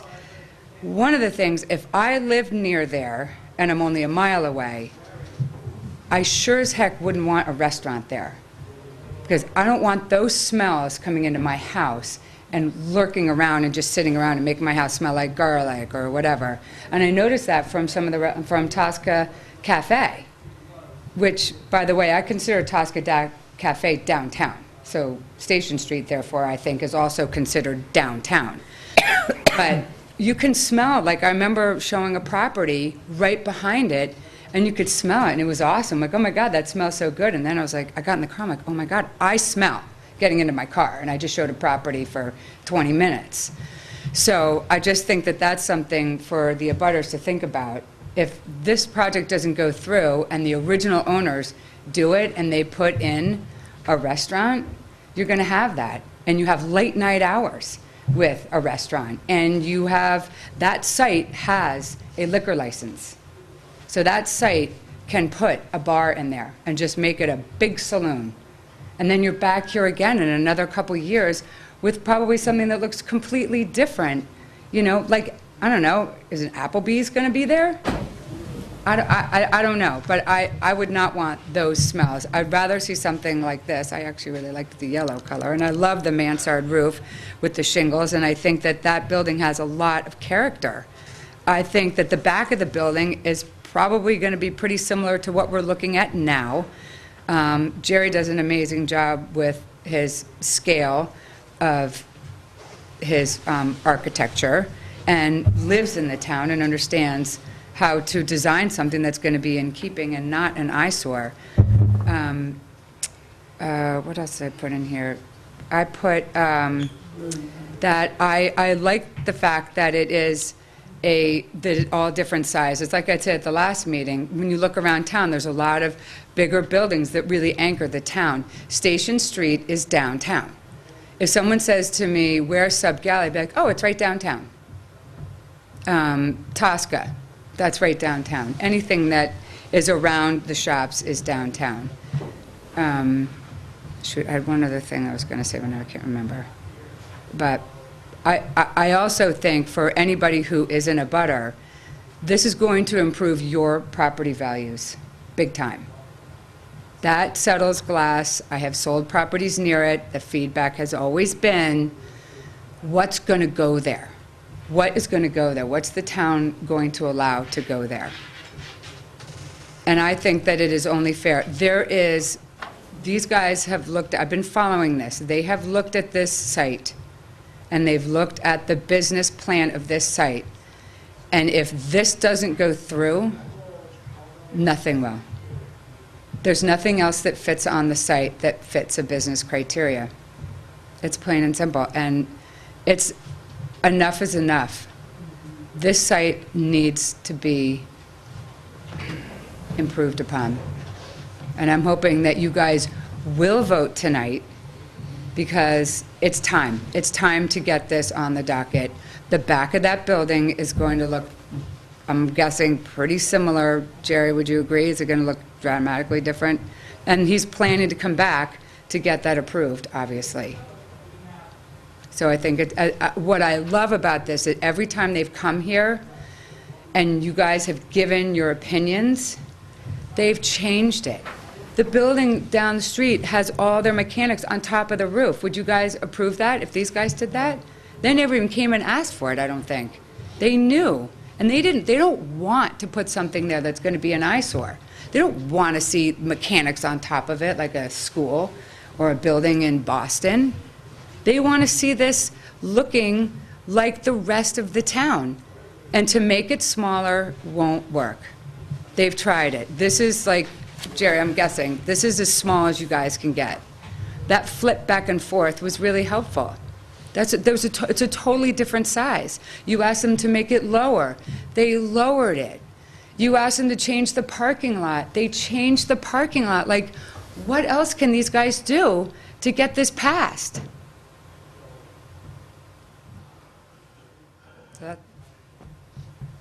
I hope you get it, Greg. Thanks, Karen. Others? Come on up. Thank you.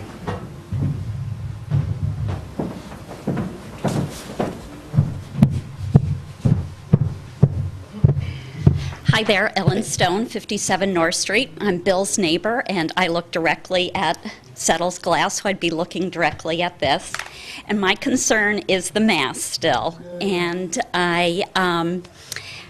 North Street, as you're coming up from the harbor, it's a lot of simple, smaller structures. And I just think that this, even though it's at the end of that, it doesn't fit in with the neighborhood, and it's massive. Next to the red building, it looks much, much taller. I know he says it's only 9 feet, but that drawing makes it look, or depiction makes it look much bigger. And I've heard the argument advanced that all over Hingham, there are big structures next to simpler structures, but maybe this is the time to really think about that and put an end to it and make a structure that fits in with the neighborhood. Thank you. Anyone else? Hi, come on up.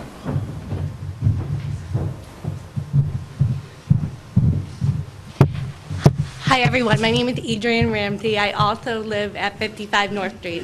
I have literally been at the meeting from the very beginning. I also, excuse me, I have a little bit of a cold. I also want to express my concern about this. And what we really need to consider is that at the very corner of Ship Street and North Street is the plaque where this is Hingham's original street. Every day I stand with my son at that corner, and I stand there every day getting him on and off the bus. I totally appreciate that this site needs to be developed. I completely agree with Karen. This is a site that 100% needs to be developed, but it needs to be the right development, something that really keeps in with the streetscape. A lot of the buildings that we saw in the presentation, they're not on this part of North Street. They are in a different part of town where we have buildings of varying heights and structures. If you ever walk from the harbor into downtown and you walk on that part of North Street, part of the charm is the fact that this building, on one side is pretty much all residential, and on the other side is pretty much all commercial. And everything kind of fits together, right? It's pretty standard and pretty safe. This building clearly is going to not just tower over the red building, but the buildings extending forward. It's going to disconnect Station Street from downtown because of its mass. And we are going to see, once again, some issues determining the mass due to the amount of traffic that is in that area as well. One thing that has been brought up at many of the meetings is the applicants want to be considered in the same realm that the applicants for the beer garden proposal were. And when they granted that proposal, they did say that they approved that building because it fit within the existing streetscape. So what I'm urging the board to do is to think about the existing streetscape, to think about us as abutters. We choose to live there. I choose to live in walking distance to many restaurants. I love restaurants. I like that, right? And we chose to live in this area because we love the charm of being on the most historic street in the town of Hingham. Thank you.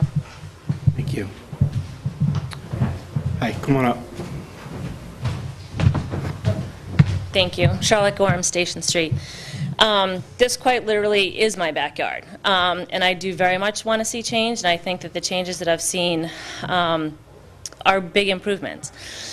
This picture that I'm looking at now, at the very least to me, seems very disingenuous, if not deliberately misleading. As I look at it as it stands now, I see trees behind it, and those trees are not there. There's the tunnel, there's stores, and those aren't visible, so we don't know what it's really going to look like. I did see the picture that you provided from coming down North Street that included existing structures, which I thought was the first realistic picture, at least from my perspective, that I could see. Although you may have provided elevation pictures and other types of things as a non-professional, those are sort of hard for me to visualize versus what you've presented here. So that's something that I would like to see before any decisions get made. We've gotten great pictures of basically 1 and 2 sides. And as far as the back being substantially similar to what the front might be, my understanding is that the back is going to be the utility of the building. There's going to be, I'm assuming that's where the loading dock is going to be for the retail facilities, trash removal, the garage doors and those types of things. So my guess is it would not look as aesthetically attractive as what we see from this particular elevation. And then whether or not Station Street and this end of North Street are downtown, I really couldn't speak to that specifically, but I do think I could say with confidence that North Street is not Main Street. It doesn't have the breadth of Main Street.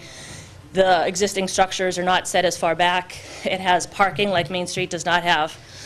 And so those are some things I would also like to see.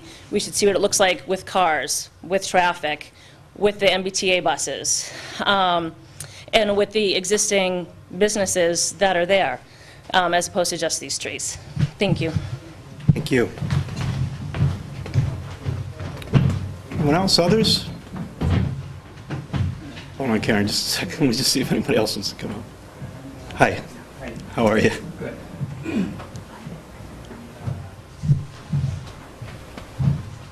Fred Hussey at 45 School Street. Just the only point I'd make is I was involved with the Hingham Sports Partnership, still am, with their the field project that they put together. I know there's a lot of pushback with that, and a lot of people were very concerned over the size of it, over how it was going to look, over the sound and the lights. And I think now that it's gone through and it got approved, and what we've seen now, I think most everybody would say that it's actually been very good for the high school, it's been very good for the community, it's been very good for the children. But I think it was a lot of the same kind of issues that we're running across here tonight. It's the fear of the unknown. So when you don't know what it's going to be and you're in a butter, and it can be scary as far as, oh my gosh, look at the size of that, look at the amount of traffic, all that. And what you tend to find out is once it's settled in, and once you've seen what's put out there, and the fact that you've got a whole new complex with an energizing the area, I think it's going to be a home run. And I think people ultimately settle in and say, you know what, it wasn't as bad as I thought. It wasn't the 3 in the morning waking up, going, oh my God, the world's coming to an end. I don't think it'll be like that. I think it'll be all set. And the blue sky, I think that's a little too blue, especially for tomorrow's weather. But good point. Thank you. Come on up. How you doing, Terry? Terry Granahan, 7 Cottage Street. I own 3 buildings on North Street right near this, but I think Jerry designed a beautiful building. I would just say that from the picture says 1,000 words, it just looks massive next to the building there. So I think the mass just seems, and the height, could it be 2.5 stories and cut back a little bit? Maybe they could do that. But in any case, maybe story poles would be the right idea too, so we could really, I think the picture is misleading. It looks like it just dwarfs the red building in this picture. So that's my opinion there. But I think it's, like everyone else has said, this site needs to be developed and encouraged to develop for taking this project on. So, but thanks. Anyone else? How you doing?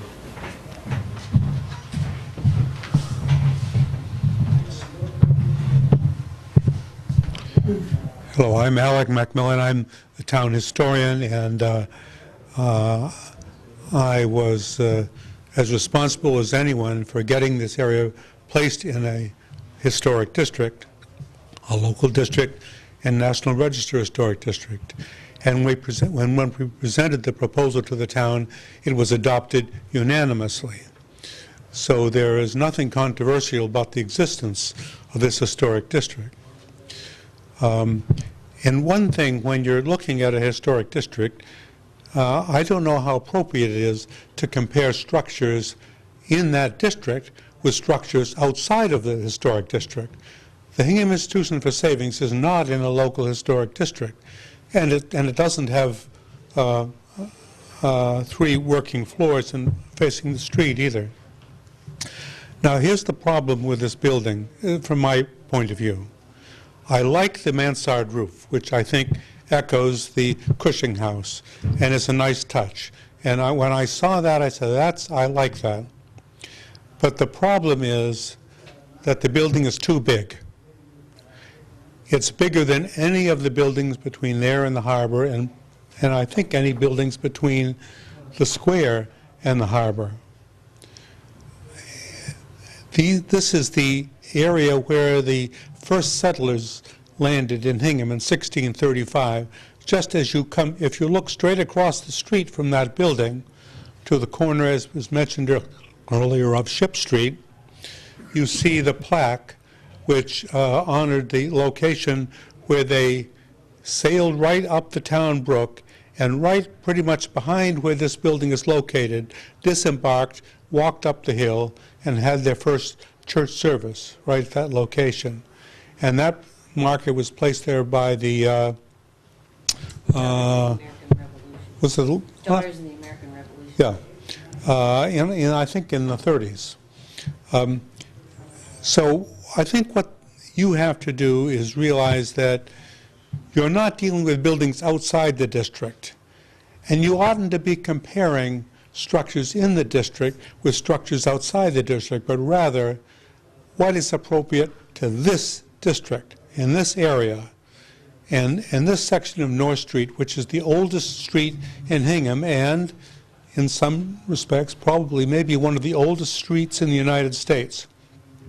So you have a heavy responsibility to preserve this appearance, and if changes are to be made, to make certain that they're good changes and not just changes, and not to increase the tax rate, and not, as somebody mentioned earlier, simply to get rid of a particularly ugly structure that's there now. We've waited a long time to replace that structure, and if we have to wait longer, well, then I think we should wait longer. And I think your responsibility is to realize this setting, North Street, one of the oldest streets in America. There are no other buildings of this bulk along this stretch, and there shouldn't be any placed here, particularly with the approval of the local Historic Districts Commission. So if it can be modified to go from 3 floors down to 2 floors, even with the mass otherwise and the setting otherwise, it would be okay with me. Or if it is reduced in volume or density in some other way, that's fine too. But what we're seeing here now, it's a very nice building. It just doesn't belong in this local historic district. And I urge you not to accept it as it is. If you can work out some changes, that would be great too. But please, please, don't approve this structure that you see before you now. Thank you. Thanks, Alec. Hi, come on up.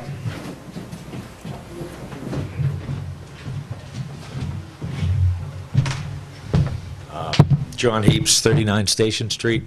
John. It's a nice building. It looks nice, but this is the best angle to photograph the building. If I'm not mistaken, it's wider between North and Station than it is long on North Street. At least that's the way the footprint made it look. And again, you do show the nice pretty trees instead of the building's parking lot. I would also like to see the back of the building that I'm going to be staring at 70 hours a week, where everything is going to be placed, and what if it is going to look like the front of the building. John. Other comments? Karen, do you have a follow-up? Yeah. It's actually good that I went a little bit later. Karen Rowley, 40 Middle Street again. So I understand the fact that everyone thinks that that building is big. I mean, Greg, am I wrong? I think you guys lowered it a little bit.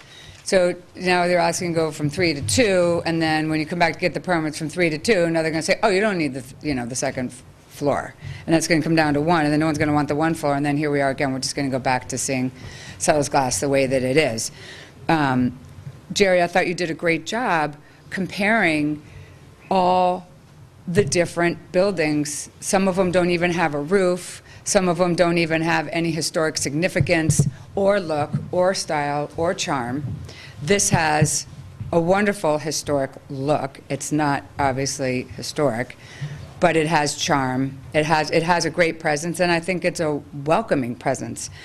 But one of the things that I'm hearing some of the neighbors too, and I get it, but everybody on the opposite side of looking at that is up on the hill. They're up higher than that building.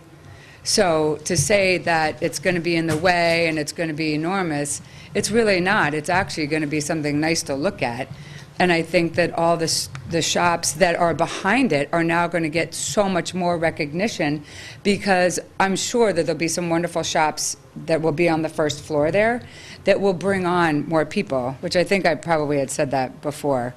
But I don't think that that photo is misleading in any way, and I definitely do not think at all that that building is too big for that site.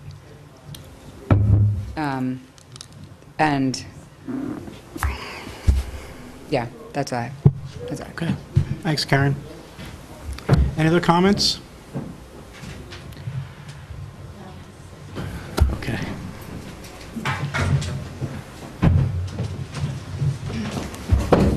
Hi, it's Heidi Russell from 25 Eldridge Court.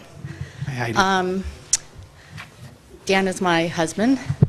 I really like this building, and my concern is that I know this is in, I kind of hear stuff, so I don't know everything how the process works, but I know this is in the overlay district, which has criteria for what the building needs to be.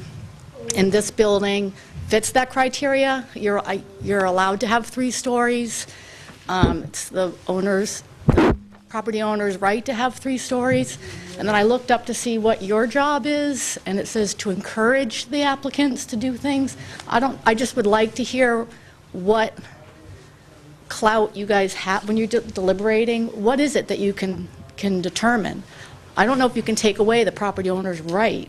And the zoning bylaws says you can have 3 stories. That's it. Thank you. Thanks, Heidi. We'll get into that. Anyone else? Okay. So thank you, everyone, for speaking. You made this process a lot better. Thank you for being so considerate and respectful of one another. I know there's both sides of this argument, so that was really helpful to hear that and to listen to everybody's comments. It certainly gives us a lot more inputs into our decision. I think that we all want to see something developed here. I think from day one, I've been really encouraging you guys to keep it going, just to see where this process goes.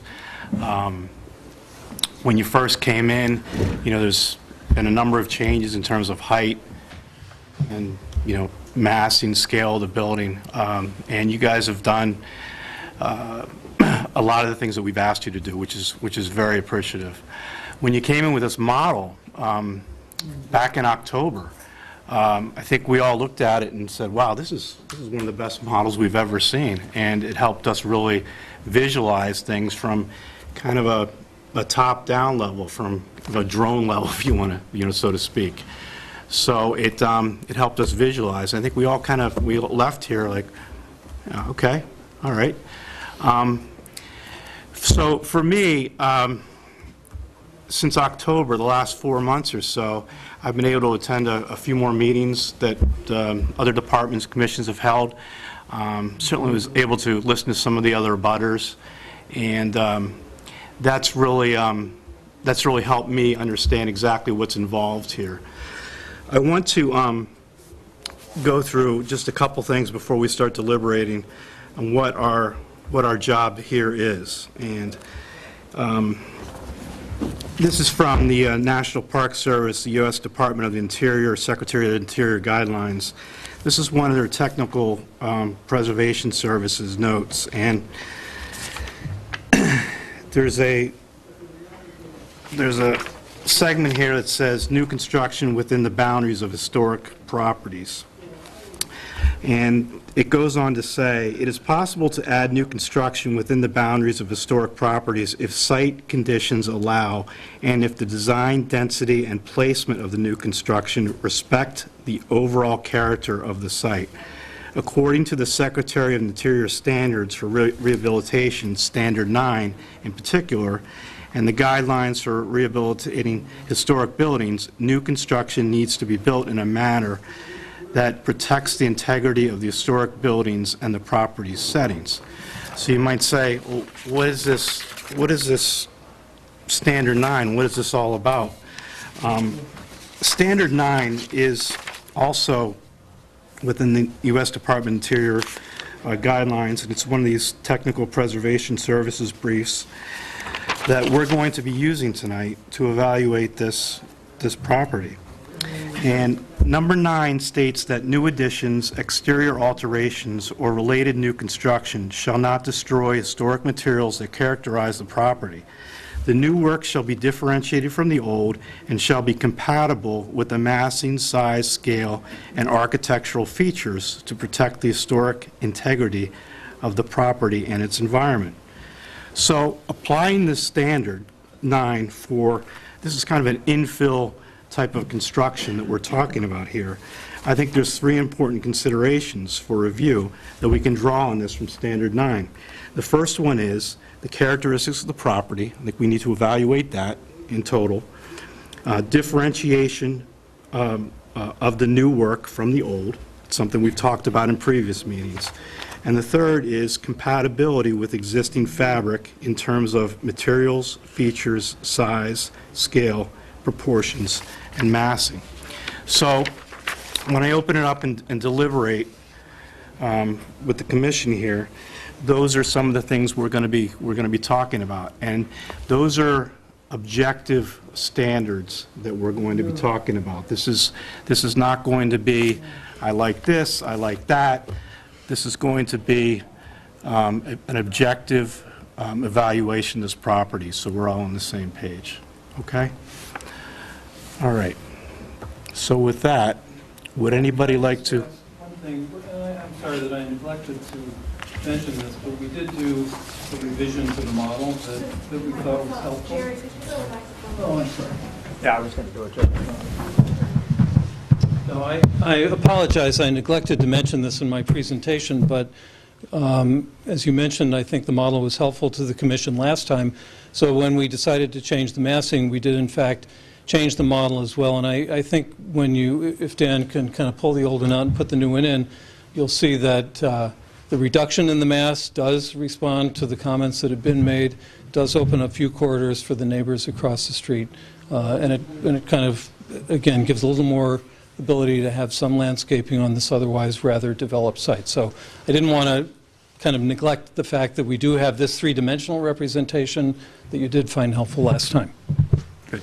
Thanks, Jerry. Okay, let's open it up for some questions or comments based on the new drawings, the new model that we have. Have at it. So I think, I appreciate the modifications that were made, because I think what was done is it helped bring down the mass, particularly on this side over here. However, the scale of this project, I think, is still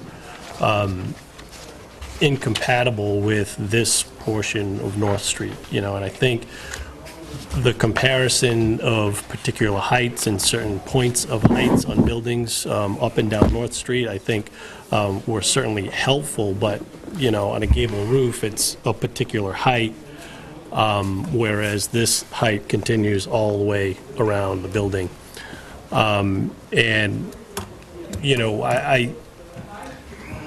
It's, like I said, the modifications have helped, but I just think overall it's out of scale with the rest of adjacent structures on North Street. Other thoughts? I myself think it is a beautiful, beautiful design. And when I thought about concerns over massing, I found the model particularly helpful. And I think not necessarily from a drone perspective, but when I look at the model from a ground level perspective, I find I'm comforted and don't find that massing would justify a rejection by this commission. I think I can imagine projects that would warrant a rejection, but I don't think this is it. Okay. Good.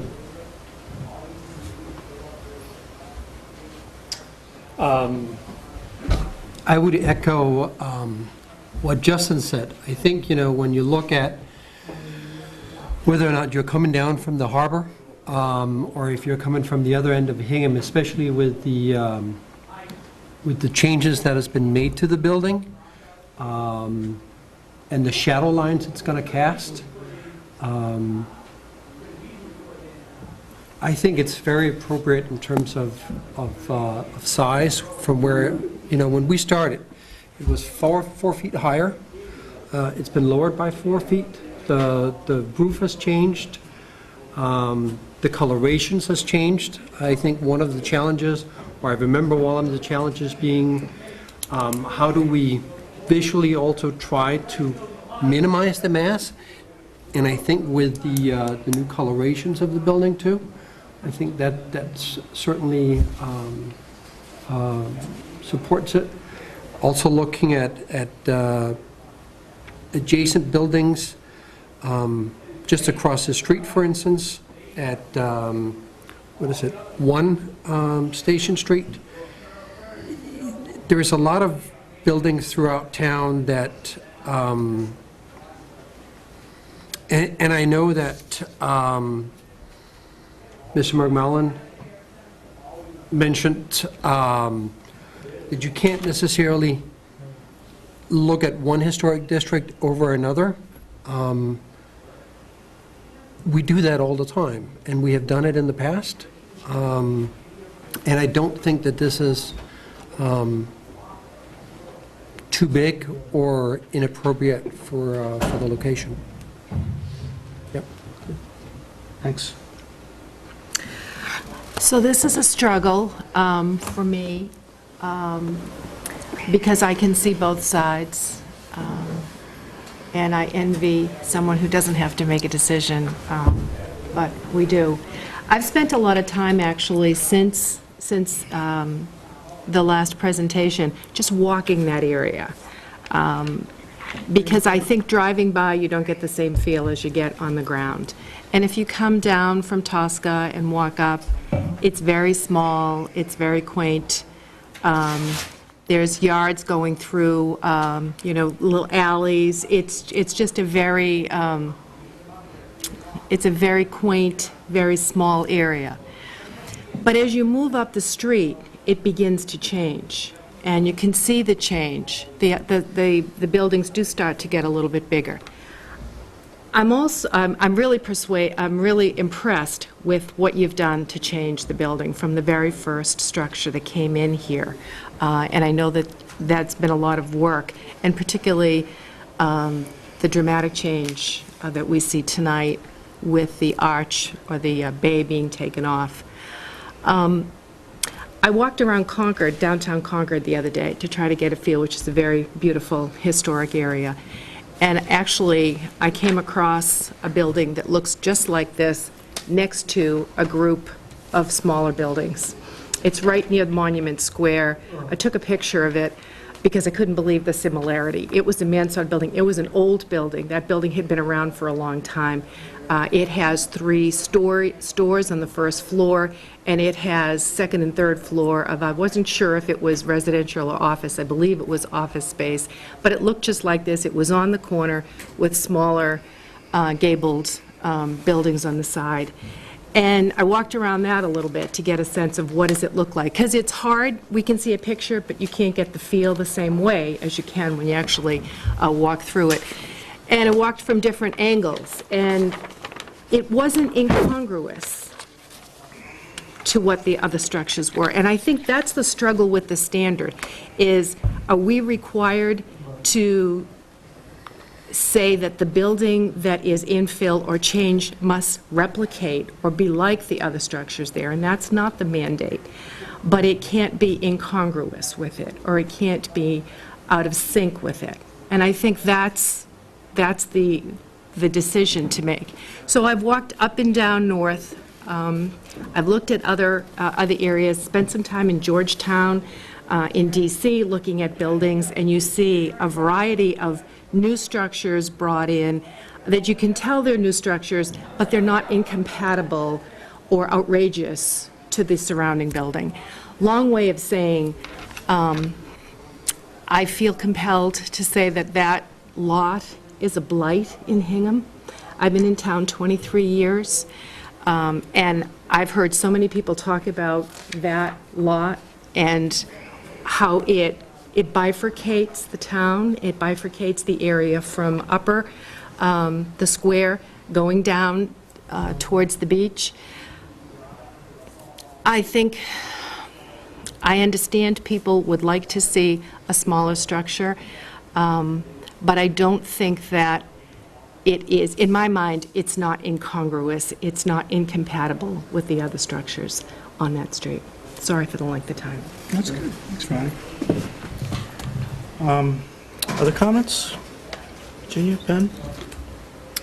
Yeah, I, first of all, thank you, Jerry, and you for the work you've done to help us make our decision. I appreciate that, and it has made me think deeper about this project, which I think is a terribly important project for the site. I think, I've said this at a prior hearing, I think this is a beautiful building, but not for this site. I can't support it for this site. I don't think it meets the compatibility standard that was articulated. And I say it in two ways. One is apprehending the building from the street, I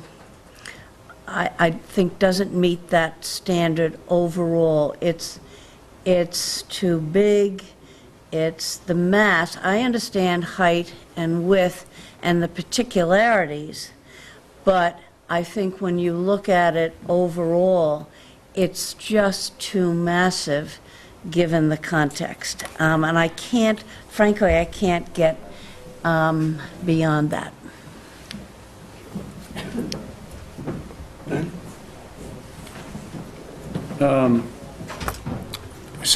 Listening to the comments here, particularly from Mr. McMillan and Mr. and Mrs. Ramsey, I do have some concerns. They bring up some very interesting points, especially as it relates to the massing. I was hopeful that some cladding changes could occur to help diminish its size, help to fool the eye. The changes here certainly are headed in the right direction, but the way it sits here now, I wouldn't be able to approve it. I think the scale is feeling much more appropriate than it was previously.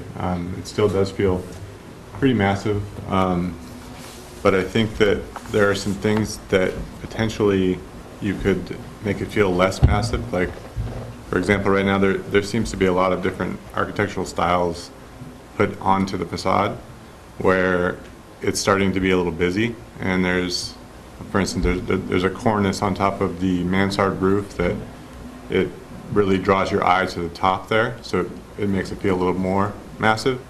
And then there's also multiple pilasters in the ground floor, kind of creating multiple entrances for something that feels like it wants to have something maybe symmetrical, one entrance, and then simplified in the other areas. So I think a lot of the kind of traditional commercial buildings on North Street have much more simplified retail fronts with less decoration, I guess. I think just paring it back a little bit would reduce the mass a little bit, potentially. So. Okay, I want to get us back to some of the review criteria for construction in historic districts, specifically massing, scale, and site. Massing refers to the overall composition, the major exterior volumes of a building, the total of the geometrical forms or blocks of the structure. Both scale and massing determine the ability of a new construction project to fit in with its historic environment. The specific components of a structure that combine to create its overall scale and massing include height, design, materials, roof forms, foundation, and footprint. One of the questions we ask is the new building compatible with the adjacent historic buildings and other historic buildings in the streetscape in terms of height, design, materials, roof forms, foundation, and footprint? This has certainly helped me kind of focus in on what's important here. I don't remember if we ever got a square footage number on the original drawings. I kind of remember something around 7,000 square feet per floor, give or take. I don't know what you took off on this one, but did you take off a couple thousand, or what do you think the overall square footage here is? It was over 8,000 per floor originally. Yep. And now we're down to, I think Oh, Jerry, I'm sorry. I keep forgetting. It kind of depends on where you want to start, because originally we didn't know we had the electrical easement out front, so the building came all the way out to North Street there. But basically, we were over 8,000 square feet per floor originally. I think now we're down to 7,000 plus or minus. So we've lost about 3,000 square feet plus or minus.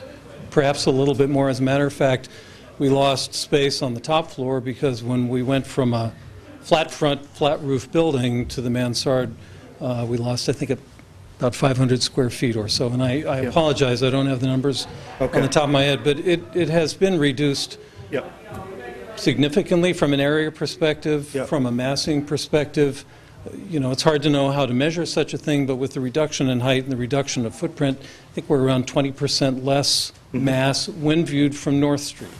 So we've pushed to get it as small as we reasonably can for this building type.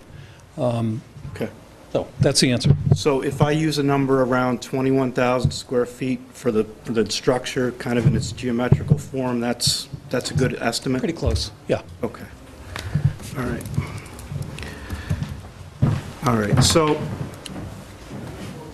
what I did in analyzing this is I looked at this massing part of our review criteria to see if it would be compatible with North Street. And you know, when I originally started thinking about this, and I think we all have a very open mind in viewing this project, and how excited we were and still are in having this developed.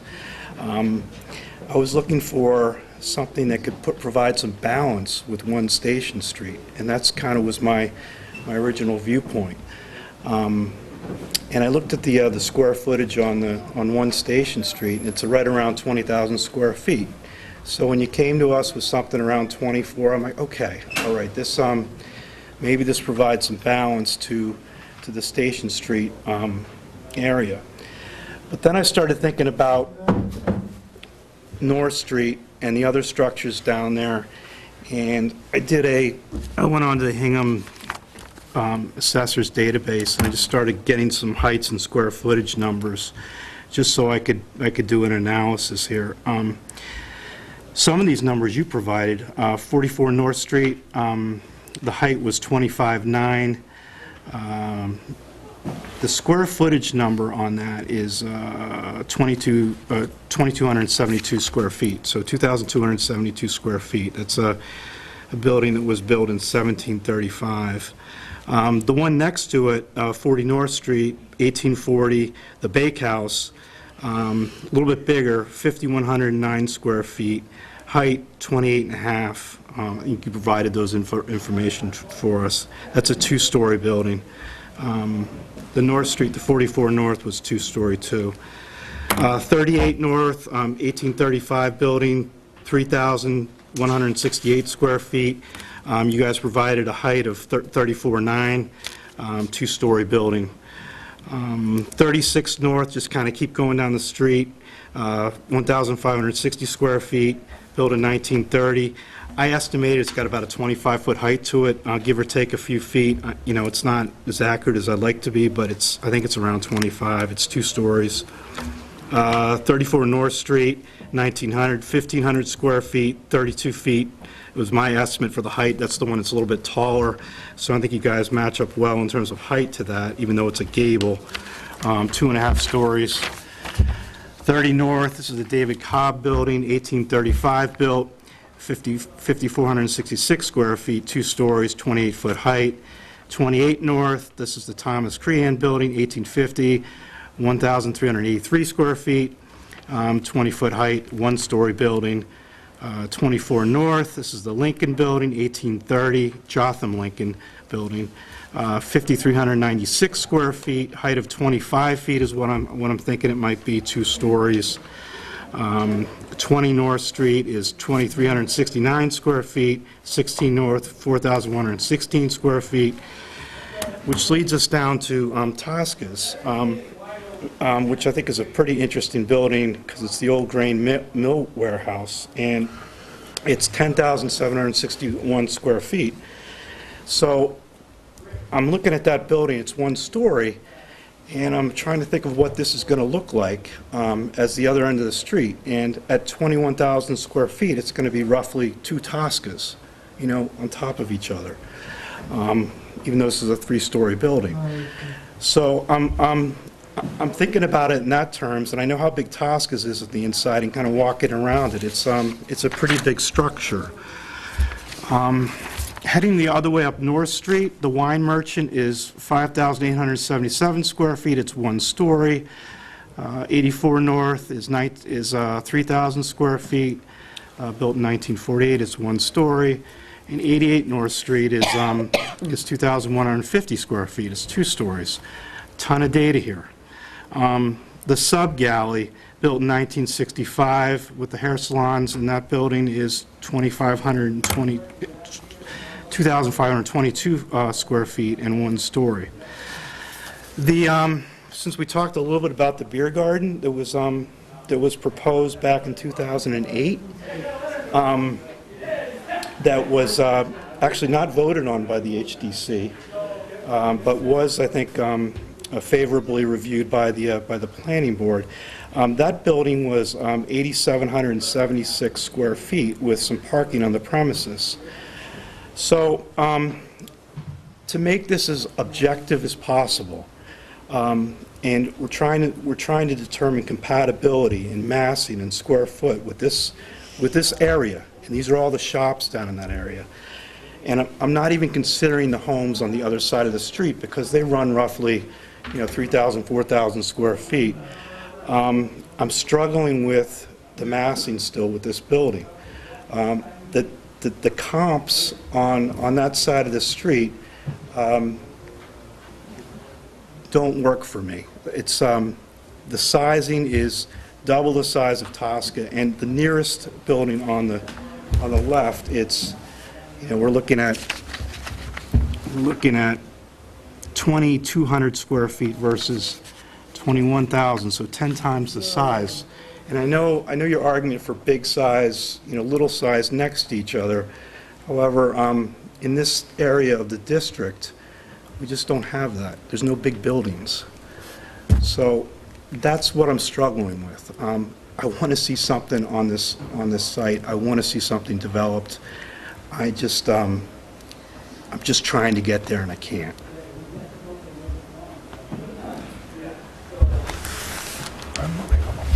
So I'll leave it. I don't know if there are other questions on the Commissioner, if you want to go through the additional massing and scale and site that we have in our review criteria, but I tried to make it, in terms of my thinking, and try to make it as objective as I could with the numbers.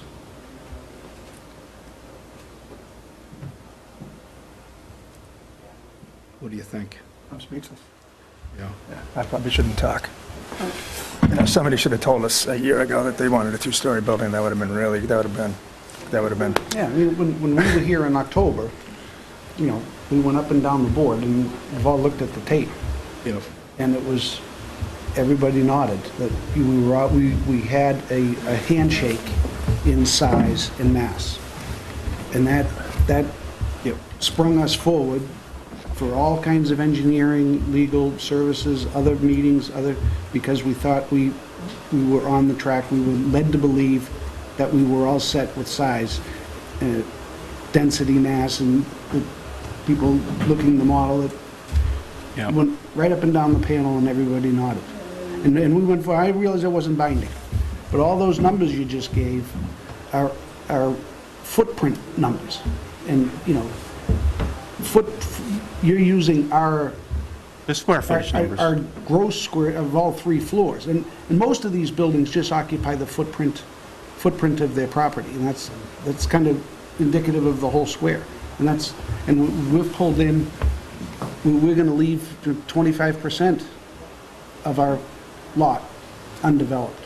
Where we started, we were closer to fully developed, because that's the only, as we've learned through this process, that's the only type of development that does work. If we thought and we could make a 3,000 square foot building there viable, we probably would have done it. But it just doesn't work, and the town's desire was mixed use commercial. They wanted residential component to the square. It makes the square a little more viable. They've spent a fortune on the streetscape. They want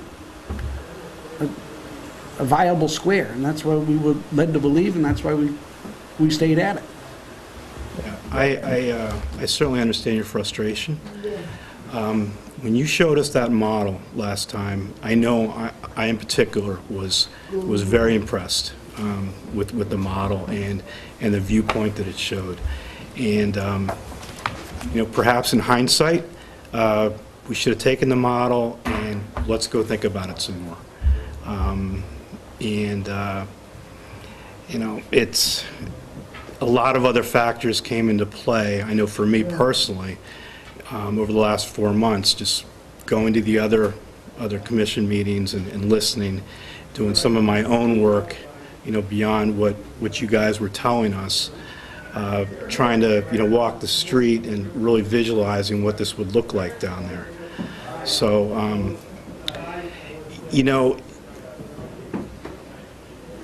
I think we all had a very open mind, and we still do, regarding this site. It has to be less than 35 feet. Yeah. So, and I think we all want something there, and that's how the willingness to work with you guys was, I think was evident back in October. And I think it still is, but it's just the mass and the scale of this. I think I'm hearing from a number of people here. It's still problematic after going back and doing some more work. It's the exact same mass as this building right here. I know, but the issue for me is this one is a 1973 construction, I think, from at least from the assessor's database. It says it was built. It's not in the district, right, and everything else is. So the balance piece of it is what I came into this with. How do we counterbalance this building? Right. And now I'm trying to counterbalance everything else that's on the street in the district. And I'm listening to everybody's viewpoints, and I'm listening to the abutters, and I'm hearing what they're saying, and it's a struggle. Okay. I mean, the disconnect between the boards is very frustrating. You have 3 stories by right. Most of Hingham, 90% of Hingham zoning is 2.5 stories, 35 feet. We're at 34 foot 10. You go up by Derby Academy, all the beautiful homes that are built next to the old historical homes, shoot the grades of those houses. They're all big, 2.5-story houses, just right at 35 feet. This is not a massive structure. Again, a little bit of communications between people. We can't build it. There's architects on the board. 35 feet, super aggressive. We're kind of.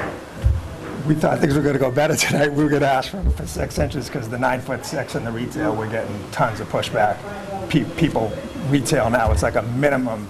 Any person who's national, we're not going to get a national retailer. But people who are in retail and know about retail, they want 10, 10 and a half, 11 feet. That's what they want these days. They don't want low retail. So 34 foot 10 for a building of that type is crazy small. So I think there needs to be a better connection between, if you're going to have it, the zoning, it should be zoned different in that district.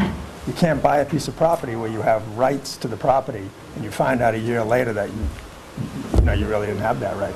Because your bylaw, like my wife pointed out, is you encourage us for mass and height. The zoning bylaw is by right.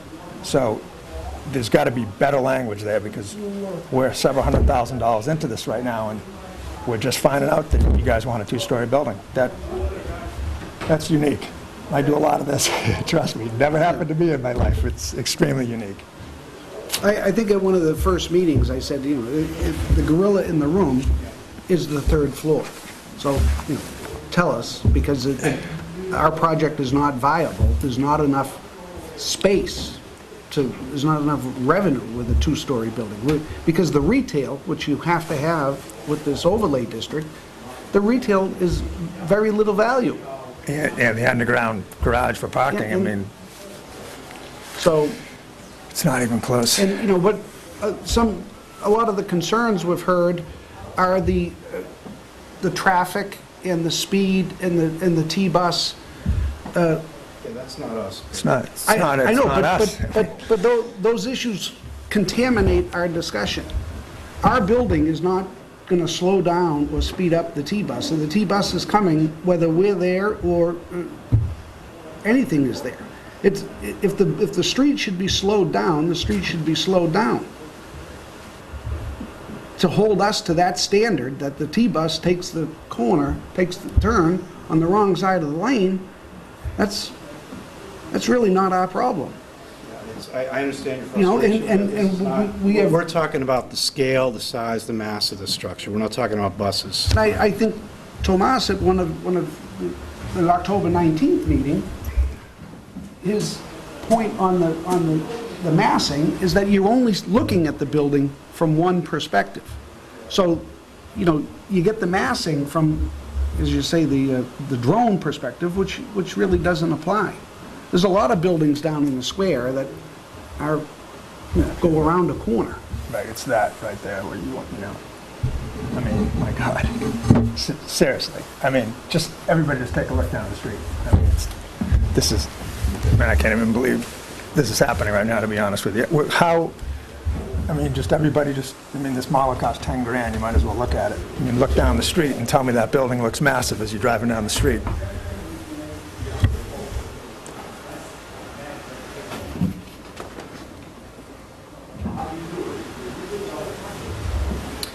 While we're looking at that, are there some other? I just wanted to say, Come on up to the mic. Oh, God. I was here on, Heidi Russell. I was here on, I think it was October 19th, and I saw a yes, yes, yes, yes, yes, yes, yes. When you saw the model, let's go ahead to the other committees, whatever they're called, because you were okay with the mass and height and all that stuff, and you weren't going to vote right away because there may be some changes that were going to happen with zoning and planning, and that you wanted to see us back after. You know how much money you just cost us? It's very irresponsible.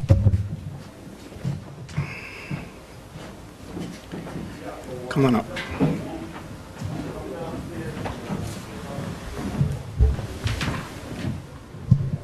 Hi. Hi, I'm Johanna Seelan, 166 Hersey Street. I just have to say that listening to you talk about this building and then looking at it, the people that have concerns about the mass, I mean, when I hear you talk, I expect to see this massive, huge skyscraper. It's a 3-story building. You know, it's just, it's bigger than a couple, you know, some houses next to it. It's not bigger than anything else, other things in the square. And it's just, there's a disconnect between the way you're describing it and the way it looks. So I just wanted to leave that. Thank you. Thank you. Jody? Jody Nash, 54 Middle.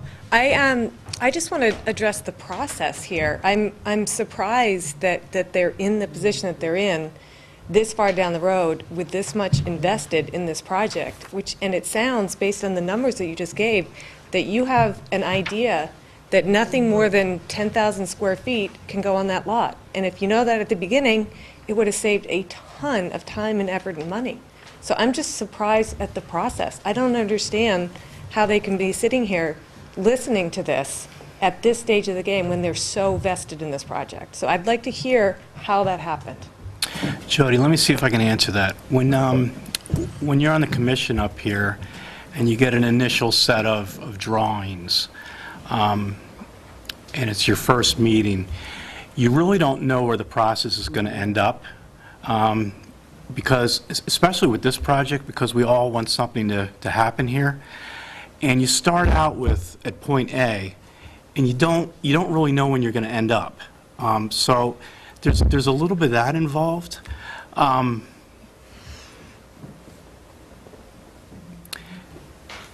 If I had all these numbers day one and gave them to them, would that have helped? Yeah, probably would have helped.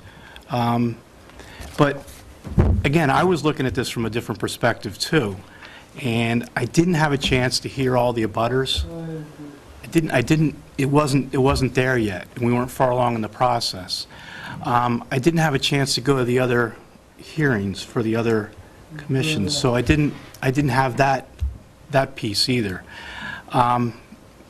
We didn't have this model from the first day either. So it just kind of, it's a process that evolves.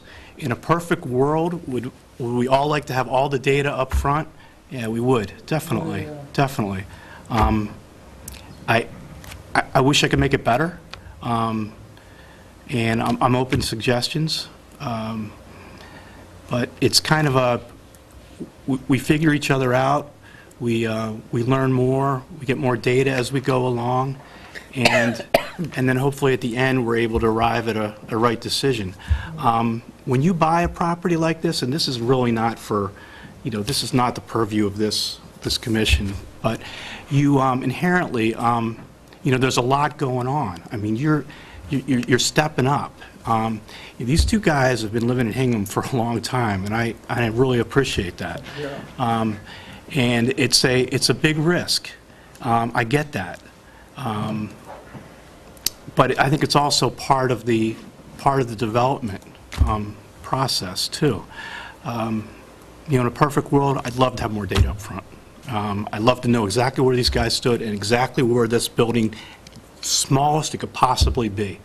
But we started out 10 feet higher, we started out much wider, and I guess this is as far as we can go. And now we found it. I wish I could give you more than that. Anybody want to add to that? I just want to come from a different angle when it comes to the massing. Looking at it from this side here, because of the shadow lines and because it's set back coming from the harbor, how far is it set back with the electric in the back? Is it set back like 20 feet behind it or something like that, correct? So what you actually look at before the building starts stepping in the front is 65 feet. If you look at it from the other side, from Station Street, it's only 45 feet that you're actually looking at the building before it starts stepping back.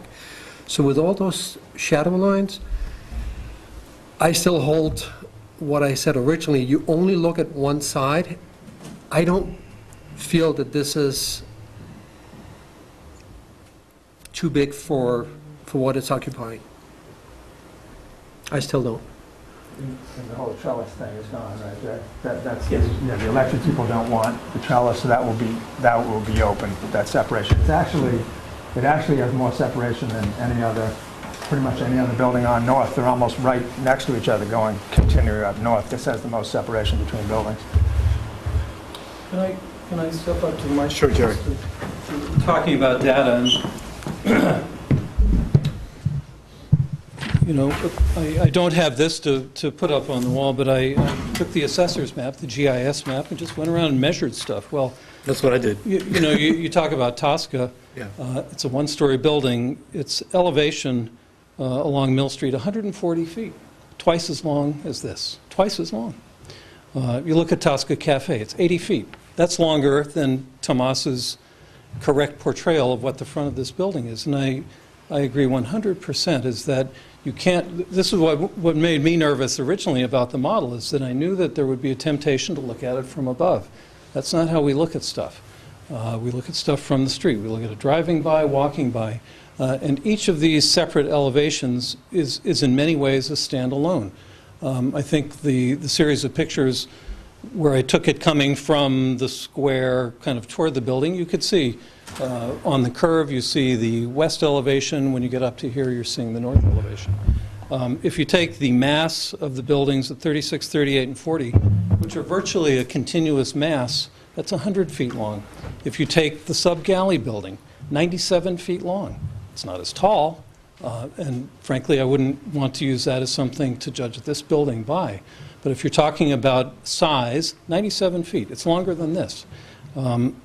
This doesn't even get us out to kind of elsewhere in the square. This is only within the district, and of course this is shorter than 1 Station Street too, which isn't admittedly in the district. But I think that balance you were talking about, to me, you know, I think as a resident of Hingham, I'd love to see a building the size of 1 Station Street that looks better to balance off 1 Station Street, which is, not to be critical, not my favorite building in town, but again, Tosca 140 feet, Tosca Cafe 80 feet long, the bank from 36 to 40, 100 feet, the sub-galley 97 feet. So we're not talking about something that's out of character in terms of length.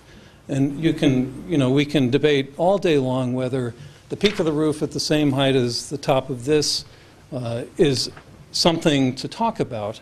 But the fact is, like my lovely wife said, you're talking about very minor height differences here. You know, frankly, the cornice at the top of the mansard, I appreciate the comment. It is a historical way to top off a mansard. Is it necessary? No, it's not. If that's something that helps to reduce the mass, I would cut that off in a second. But again, I just wanted to kind of go back to the data, looking at the GIS map and looking at these long buildings that are right here at this end of North Street. So, thank you. Yeah, I mean, Veronica talked about Concord.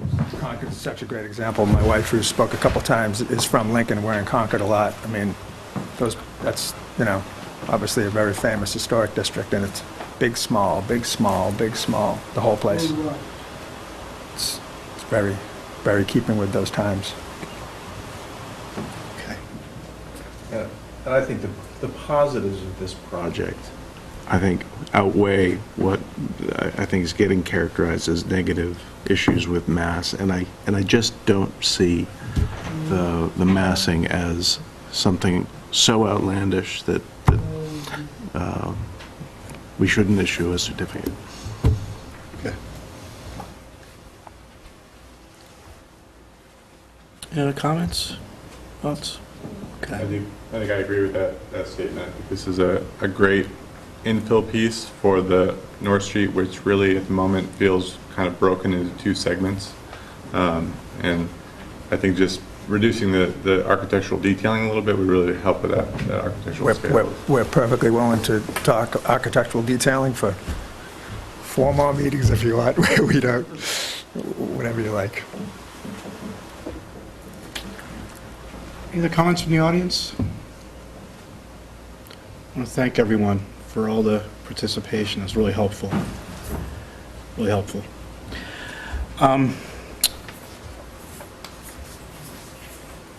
Would you like us to take a vote tonight, or do you want to think about things? I'm going to ask. I mean, we can't go lower than 35 feet, so that's, okay. If we're under 35 feet, we don't have a project, so. Okay. We drop the rest of the boards too if we go under 35 feet. Well, we talked about in our informal meeting the other day, if we're 34-10, or we're 36, or we're 34-6, we're splitting hairs.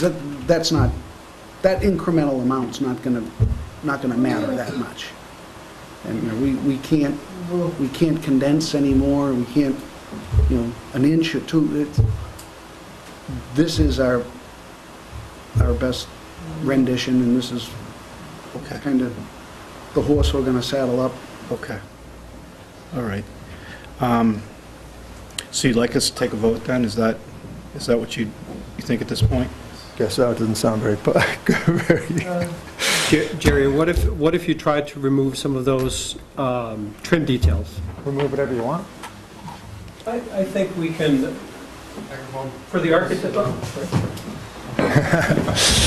I'll learn eventually. So for the architects in the room, you know that it's hard to just kind of quickly do willy-nilly little things.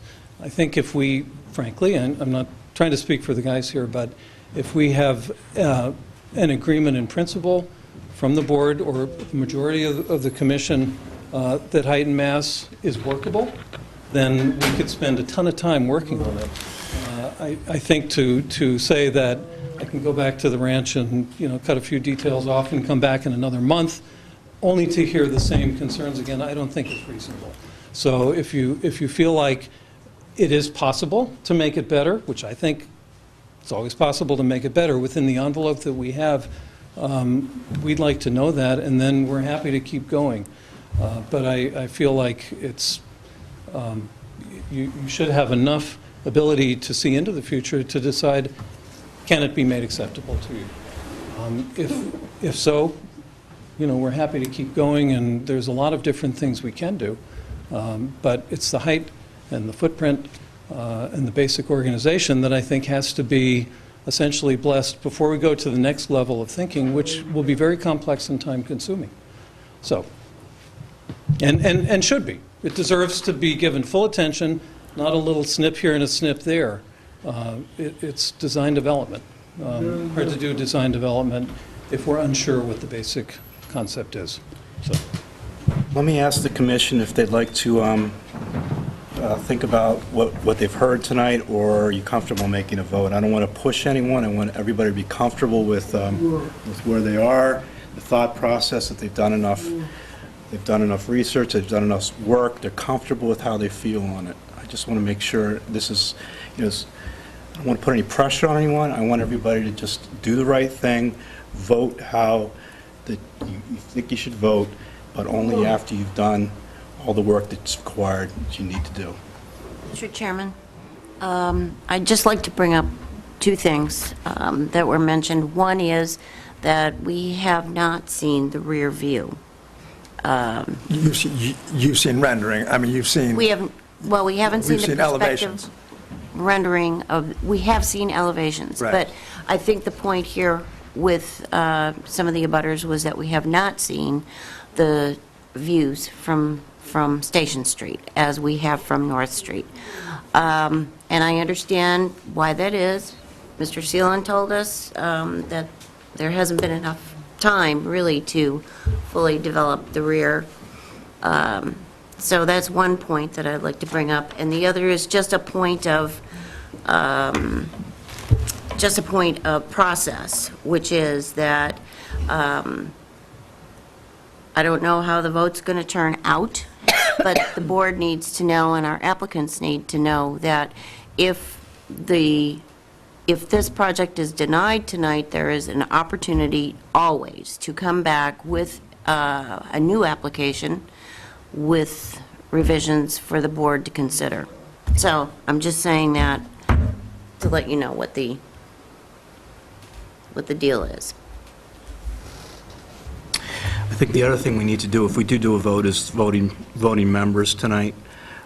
We have 4 voting members here. 1, 2, 3, 4. And then I think we need to draw from a hat with Thomas and Well, and Ben. I think that we need to consider that, I don't know, Thomas, you're a neighbor of Mr. Murphy. So, That is true.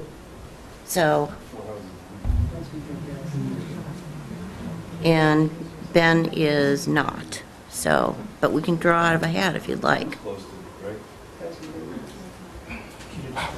These people live next to the building.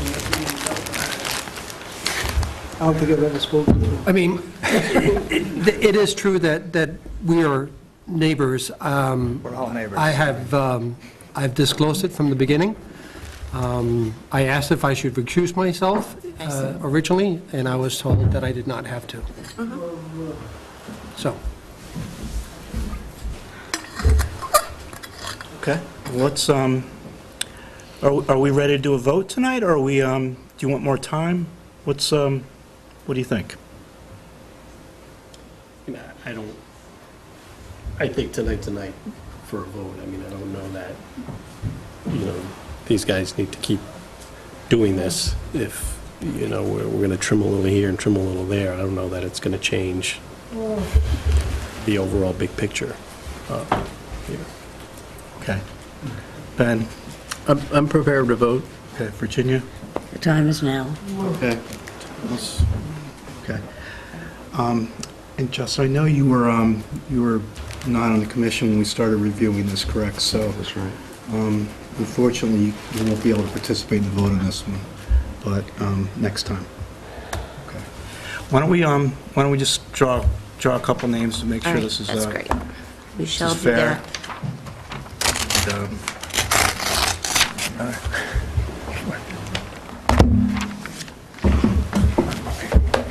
official.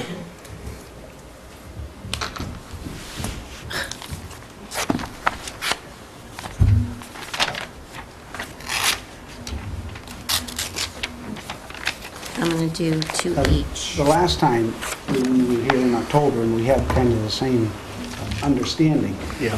We did say that we would continue to work to soften the building through details, colors, materials. Yep. That offer is still on the table. What we need is an agreement on height and mass, and then we would, of course, continue to work on any other softening measures as we go forward in the refinement. But I think so. But for us, we're getting ping-pong-bong around this building pretty well. We need something to build on. We need momentum. And then an agreement on height and mass is a real determination on that is what we need. I think the best service that we can provide you guys at this point tonight is just a vote on this, on the project. And then if you want to refile, you can, or if the vote's favorable, you go to the next board. So I think that's, okay. I think that's, that's the best thing we can do for you guys tonight. Yeah, but I didn't want somebody to get hung up on the molding. We'll continue to work on that. Right, right. I think the bigger concerns here is the size and the mass of the building. So, just something to think about. I'm not sure if this is, if this can be a 2-building situation, where you could have a couple, gables or something like that on the site. Just thinking outside the box instead of one structure. Got a garage. So, but just something to think about. You could have a lot of options if you had another 5,000 square feet. Yeah. But the hardship is 10,600 square feet with a parabolic shape and an electrical easement in a slope. There are 2 Thomas in here and 2 Ben. What do you want me to do? Pick one. That's your last vote. That's the person who's going to vote. You want me to tell you? Of course. Thomas. Okay. All right, so, voting members. Thomas, Ronnie, myself, Virginia, and Michael. Okay. Would somebody like to make a motion for a certificate of appropriateness for 6 Station Street for the construction of this building and the demolition of the existing 6 Station Street building, which is Settles Glass? I will.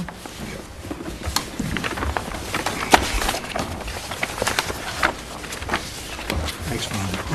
Yeah, let me just get my stuff together here now. We'll help you. Okay.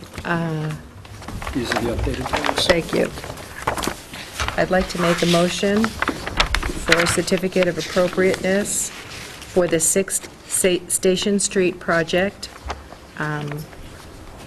with the most recent architectural drawings dated February 28th, 2018, with the understanding that they would come back before the board as details move forward with the rear elevation in more detail, and to address some of the suggestions on changes in frontal architecture. Anything we should add to that motion? No. Okay. Do we have a second? I'll second. Okay. All those in favor? Aye. Aye. Opposed? Nay. Nay.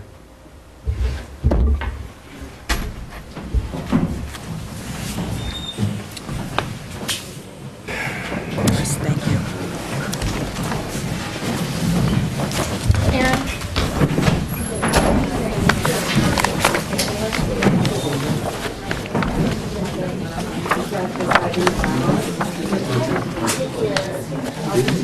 Just listening to Andrea.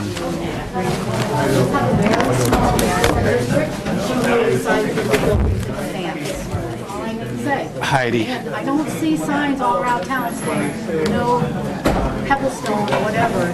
This project is not. Heidi, we all want to see something there. We really do. And that's why we spent so much time on I've it. seen this exact project I know. all the time. You know how much money it costs us? Why don't you chip in on one project there? It's annoying. It's half-assed and backwards. And all these different commissions, and you go here first, and no, you go there first. Get your ass together.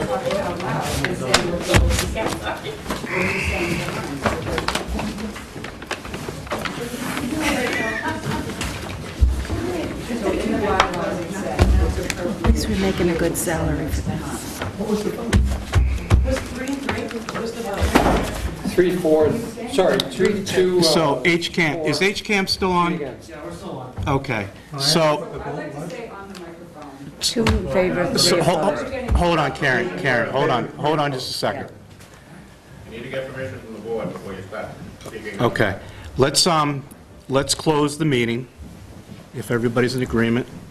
Okay, I'd like to make a motion that we adjourn the meeting for March 1st, 2018, Historic Districts Commission. Second, all in favor? Aye. Aye. Okay.